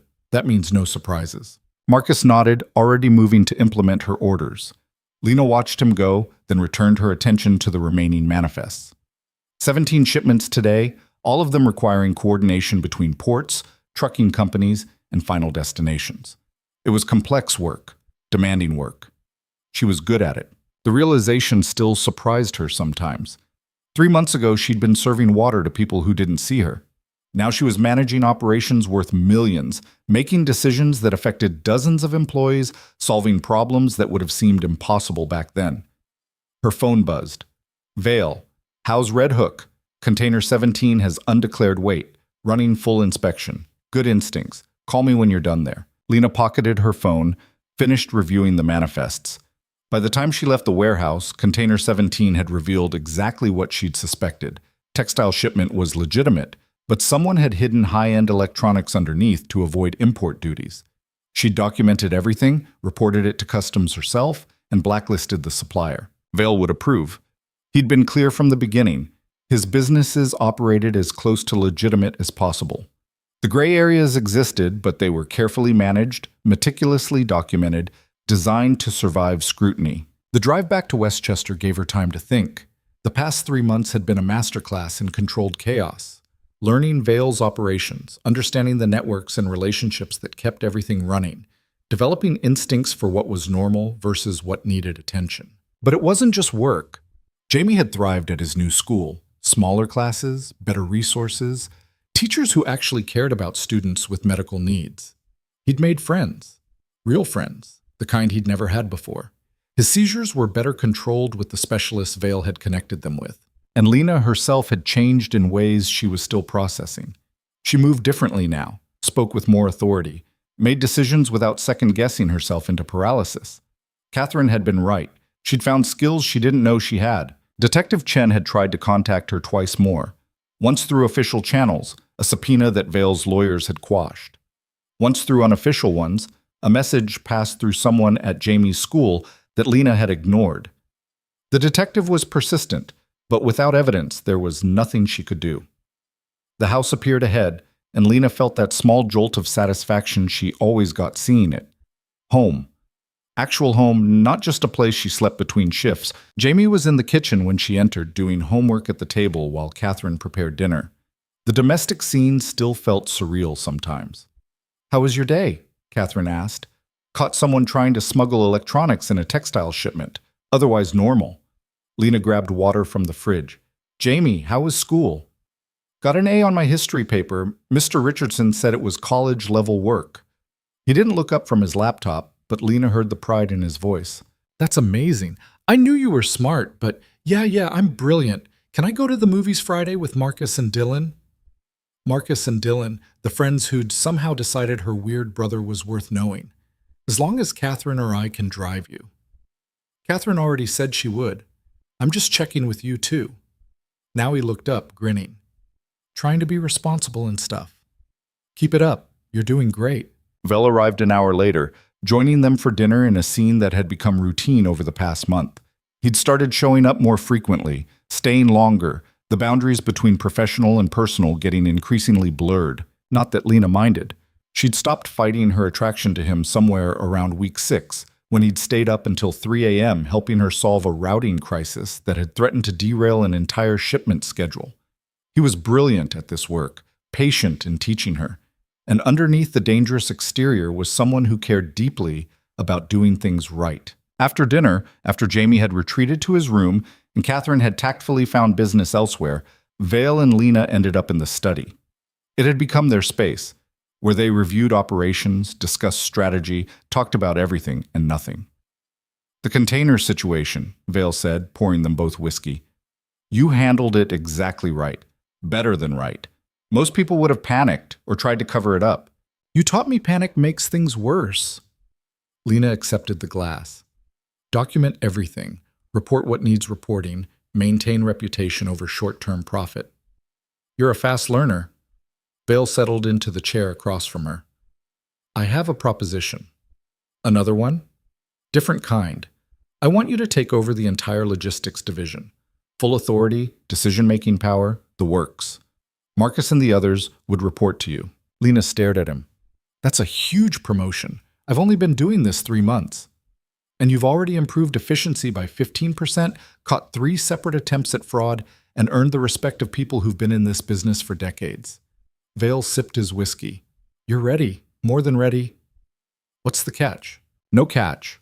Just more responsibility, more pressure, more visibility. You'd be representing me in meetings, making deals, negotiating with suppliers and partners. Some of those people aren't going to like taking orders from someone new. You mean they're not going to like taking orders from a woman with no credentials who used to be a waitress? That too, Vale said bluntly. But you've faced worse than skepticism, and you'll have my full backing. Anyone who has a problem with you answers to me. Lena thought about it. More power, more influence, more ways to prove she belonged in this world. It was everything she'd wanted without knowing she wanted it. What about the legal exposure? The more visible I am, the more Detective Chen can use me as leverage. Chen's hitting dead ends. Her investigation is stalling because there's nothing to find. We run clean operations, pay our taxes, file our paperwork. She can suspect all she wants, but suspicion isn't evidence. Vale leaned forward. I won't lie to you. There's risk. There's always risk in this world. But I think you're capable of managing it. I'll do it, Lena said, on one condition. Name it. I want full transparency. If there are gray areas, if there are operations that push legal boundaries, I need to know about them. I can't make good decisions blind. Vale studied her for a long moment. All right, full transparency, but understand, some of what you learn you won't like. Some of it will challenge your sense of right and wrong. You sure you want that? I'm sure I want the truth. What I do with it, that's my choice. Fair enough? Vale raised his glass. To new positions and old principles. They drank, and Lena felt the weight of this new responsibility settle over her. She'd come so far from the invisible waitress in Bellamy's. The question was how much further she was willing to go. The conversation shifted to easier topics. Jamie's progress, Catherine's vacation plans, the restaurant Vale was considering buying in the Bronx. Normal things, or as normal as anything got in their world. Around midnight, Vale stood to leave. Lena walked him to the door, the ritual they'd developed over dozens of similar evenings. Thank you, she said, for believing I could do this. Most people wouldn't have taken the chance. Most people don't recognize potential when they see it. Vale paused at the door. You saved my life, Lena. Giving you opportunities to build yours feels like the least I can do. It's more than that, though, isn't it? This isn't just debt repayment anymore. Vale's expression shifted, something vulnerable showing through the controlled exterior. No, it's not. Then what is it? I don't know, partnership maybe? Friendship? Something I don't have a good word for. He met her eyes. Whatever it is, I'm glad you chose to stay. I'm glad you're here. He left before Lena could respond, but she stood in the doorway long after his car disappeared, thinking about partnership and friendship and the unnamed thing growing between them. The promotion took effect the following week. Lena found herself in meetings with people who ran import businesses, shipping companies, port authorities. Some were skeptical, some were openly hostile. She won them over one by one, through competence and preparation and refusing to be intimidated. Marcus Chen became her right hand, teaching her the unwritten rules of the industry. Catherine provided security and occasional reality checks. And Vale backed her unconditionally, making it clear that disrespecting her meant disrespecting him. 6 weeks into her new role, the crisis came. Lena was reviewing contracts in the study when her phone exploded with notifications. Marcus calling, 2 of the warehouse managers, Vale himself. She answered Vale first. What happened? FBI raid on the Newark facility. They've got warrants, agents, the full show. His voice was tight. They're looking for evidence of money laundering. Lena's stomach dropped. Are they going to find any? No, that facility is completely clean, but someone fed them information that made them think otherwise. A pause. Someone who knows our operations. Inside information. Marcus. Not her Marcus Chen, but the original Marcus. Vale's former head of security who'd betrayed him months ago. The one Vale had questioned in the basement, the one who'd disappeared after giving up Sokolov's location. I thought Marcus was handled, Lena said. I thought so too. Apparently he's still talking. Vale's anger was palpable, even through the phone. Get to the Newark facility. Take Catherine. Document everything the FBI does. Make sure our people cooperate fully, but say nothing without lawyers present. I'll handle Marcus. Handle him how? However I need to. Just focus on damage control. The drive to Newark took 90 minutes through traffic. Lena spent it on the phone with lawyers, coordinating responses. making sure everyone knew the protocol. Catherine drove with the focused intensity of someone who'd done this before. The facility looked like a disaster, FBI agents swarming everywhere, employees being questioned, files being boxed up. Lena found the agent in charge, a sharp-eyed woman named Rodriguez who looked unimpressed by everything.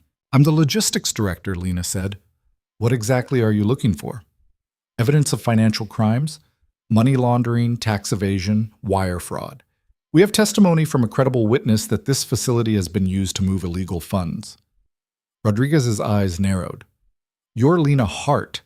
The witness mentioned you specifically." "Mentioned me how?" "Said you're Adrian Vale's new partner in crime. Said you've been helping him restructure his operations to avoid detection." Rodriguez pulled out a photo, Lena at the warehouse, clearly surveilling her. "You've come up in the world fast. Waitress to logistics director in 3 months. That's quite a jump." "I'm good at my job." "Or you're good at helping Vale hide his crimes." Lena forced herself to stay calm. "If you have evidence of crimes, arrest me. If not, you're just fishing. And you won't find anything here because there's nothing to find. This facility runs legitimate shipping operations, fully documented, fully taxed, fully legal." "We'll see about that." Rodriguez turned away. "Don't leave town, Ms. Hart. We'll be wanting to talk to you again." The raid lasted 6 hours.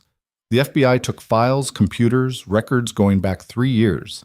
They questioned employees, searched shipping containers, treated the whole facility like a crime scene. They found nothing, because there was nothing to find. Vale had been telling the truth.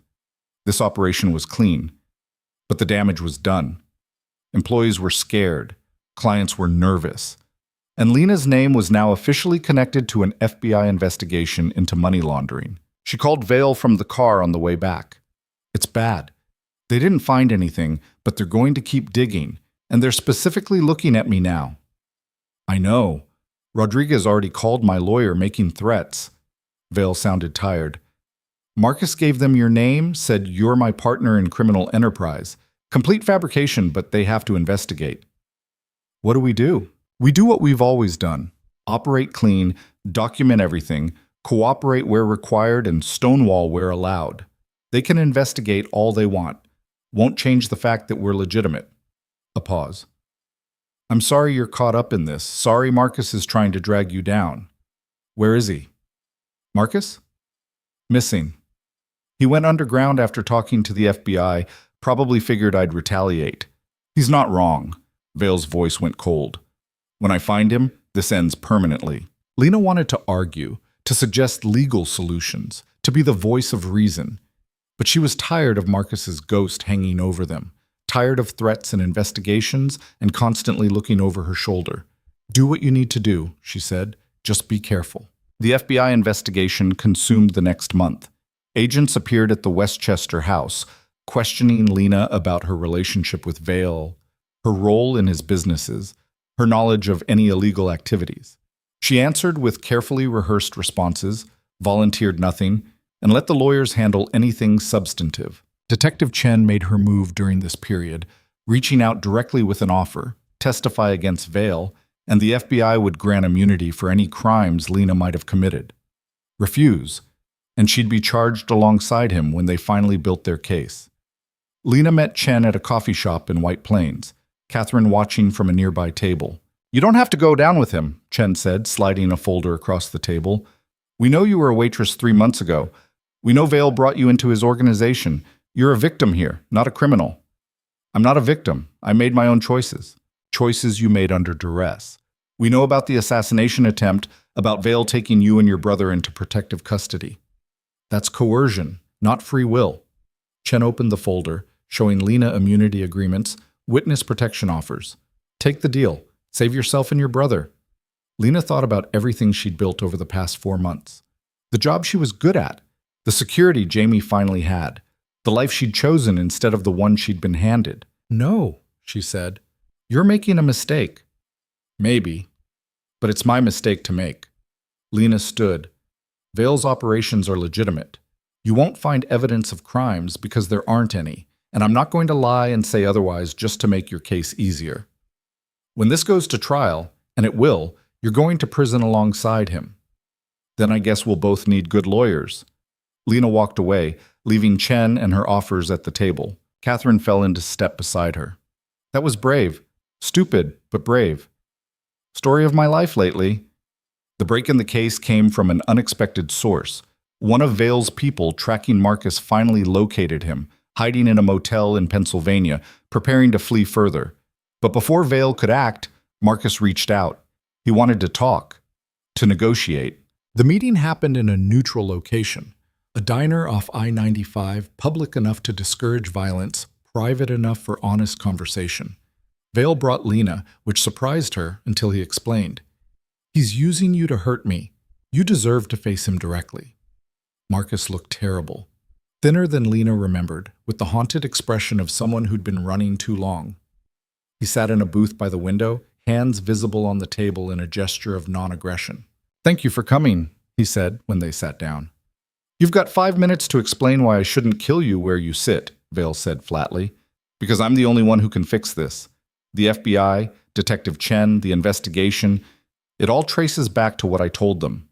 If I recant my testimony, say I lied out of revenge after you fired me, the case collapses. Why would you do that? Marcus's eyes went to Lena. Because I didn't realize innocent people would get caught up in this. I wanted to hurt Vale, not destroy some waitress who saved his life. When I heard they were threatening Ms. Hart with prison, threatening to take her brother, he shook his head. That's not what I wanted. What did you want? Lena asked. Revenge. Vale trusted me for 10 years, then threw me away the second I made a mistake. I wanted him to feel that betrayal. Marcus looked at Vale. I was wrong. About a lot of things. Especially about you using people. You protected her, gave her opportunities. That's not what I expected. You sold me out to Sokolov, got good people killed, nearly got Lena and her brother murdered. Vale's voice was ice. Why should I believe anything you say now? Because I'm offering you the only thing that matters, a way to end this cleanly. I recant my testimony, the FBI loses their witness, the case falls apart. You and Ms. Hart walk away free. What do you want in exchange? Safe passage out of the country, enough money to start over somewhere far from here, and your word that you won't come after me once I'm gone. Marcus met Vale's eyes. I know I don't deserve mercy, but I'm asking anyway. Vale was silent for a long time. Lena watched him think, seeing the calculations behind his eyes. Marcus alive was a permanent threat, but Marcus's testimony was destroying everything they'd built. I'll consider it, Vale said finally. Give me 48 hours. Stay at your current location. Don't contact the FBI. Don't run further. In 2 days, I'll give you my answer. They left Marcus at a diner, drove back to Westchester in silence. When they were safely inside the house, Lena finally spoke. Are you really going to let him go? I don't know. Part of me wants him dead for what he did. Part of me wants to be the kind of person who can show mercy. Vale poured himself whiskey, offered her some. What do you think I should do? I think killing him makes you the person Detective Chen thinks you are. I think mercy makes you someone different. Lena accepted the drink. But I also think he put my brother in danger. So I'm maybe not the best person to ask. Fair point. Vale drank, thinking. If I let him go, he could betray me again. If I kill him, the FBI investigation continues and you're still at risk. There's no good option. Then pick the option you can live with. Vale looked at her, something shifting in his expression. When did you get so wise? When I started making impossible choices and living with the consequences. You taught me that. I taught you to survive. Wisdom you found on your own. He set down his glass. I'm going to take his deal. Let him recant his testimony. Give him money to disappear. Let him go. Not because he deserves it, because you do. You deserve to not spend the rest of your life looking over your shoulder, waiting for an indictment. Thank you. Don't thank me yet. We still have to make sure he follows through. Marcus did follow through. 3 days later, he contacted the FBI, recanted his entire testimony, claimed he'd fabricated evidence out of revenge after being fired. The case against Vale, and by extension Lena, collapsed. Rodriguez was furious. Detective Chen was defeated, but without their star witness, they had nothing. Vale kept his word too. He gave Marcus money, arranged transportation to somewhere in South America, and let him go. Catherine tracked him for the first month, confirming he'd actually left and wasn't planning another betrayal. Then they let him fade into history. The relief was gradual. First, the FBI closed their investigation. Then Detective Chen stopped calling. Then the media moved on to other stories. Life returned to what passed for normal in their world. Lena threw herself into work with renewed focus. The logistics division thrived under her management. New contracts, expanded operations, growing reputation in the industry. She was legitimately good at this, and it showed. Jamie graduated middle school with honors, already looking at high schools that had seemed impossible 6 months earlier. He talked about college now, about future plans, with the confidence of someone who believed he had a future. And Lena and Vale, the undefined thing between them, gradually defined itself. Partnership, yes. Friendship, definitely. But also something deeper, built on trust and shared crisis, and choosing each other repeatedly when easier options existed. 8 months after that night at Bellamy's, they stood on the terrace of Vale's penthouse in Manhattan, looking out at the city lights. It was late, after another successful negotiation, after drinks with clients who now respected Lena as an equal. "You ever regret it?" Vale asked. "Handing me that receipt? Everything that came after?" Lena thought about it honestly. The fear, the danger, the impossible choices, but also the growth, the opportunities, the person she'd become. "No," she said. "I don't regret it. Do you? Taking us in instead of just arranging protection from a distance. Not even for a second." Vale turned to face her. "You know what I realized? I spent 15 years surviving, just making it through each day, each threat, each crisis. But surviving isn't the same as living. You taught me that." "How did I teach you that?"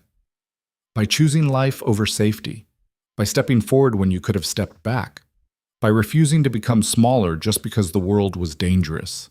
He moved closer. "I've never met anyone like you. Former waitress who stumbled into your world by accident? No, someone who saw what needed doing and did it. Someone who refused to break when breaking would have been easier. Someone—" He paused, seeming to struggle with the words. "Someone I care about. More than I've cared about anyone in a very long time." Lena's heart kicked against her ribs. They'd been circling this for months, the attraction and connection building, but never quite acknowledged. "I care about you too," she said quietly. "Probably more than is smart, given everything." "Smart is overrated. I've been smart for 15 years. Look where it got me. Alone, paranoid, trusting no one." Vale's hand found hers. "Then you handed me a warning written on a receipt, and everything changed." "Everything changed for me too." They kissed then, soft and tentative at first, then deeper. It felt like falling and flying simultaneously, like everything she'd been moving toward since that night in the restaurant. When they finally pulled apart, Vale was smiling, genuinely smiling, in a way Lena had rarely seen. "So what now?" he asked. "Now we figure out what comes next. Together." "Together sounds good." They stood on the terrace as the city sprawled below them, two people who'd found each other in the chaos and chosen to stay. It wasn't a fairy tale. Their world was still dangerous, still complicated, still full of moral gray areas and difficult choices. But it was theirs. 3 years later, Lena stood in the same Red Hook warehouse where she'd caught her first smuggling attempt, watching the operation she now ran with complete authority. Vale had officially made her partner 6 months ago. Equal ownership, equal decision-making, equal everything. Jamie was finishing his first year at Columbia, studying business and computer science, already talking about working in the legitimate side of their operations after graduation. He'd beaten the odds, survived childhood trauma and medical complications to become someone remarkable. Detective Chen had retired, her investigation into Vale never producing the results she'd wanted. The FBI occasionally sniffed around, but Vale's operations were so thoroughly legitimate now that there was nothing to find. Marcus had sent a postcard once from somewhere in Brazil, just 2 words. "Thank you." Vale had burned it, but Lena knew he'd read it first. Mercy had cost him nothing and gained him peace. Catherine still provided security, though these days it was more about coordination than active protection. The threats had faded. The enemies were gone or neutralized. They'd survived long enough to build something stable. Vale found Lena in the warehouse office, reviewing manifests with the same attention to detail she'd brought to the job from day one. "You know you don't have to do this anymore," he said. "We have people for manifests. I like doing it. Keeps me grounded." Reminds me where I started. Lena saved her work, turned to face him. What are you doing here? I thought you had meetings downtown. Finished early, wanted to see you. He pulled out a small box. Also wanted to give you this. Lena opened it. Inside was a key, old brass worn smooth with age. What's this? Key to the restaurant where we met, Bellamy's. I bought it last month. Been meaning to tell you. Vale took the key, placed it in her hand. Thought you might want to run it. Make it into something different, something ours. You bought Bellamy's. I bought the place where you saved my life and changed everything. Seemed appropriate. He smiled. You don't have to decide now, just think about it.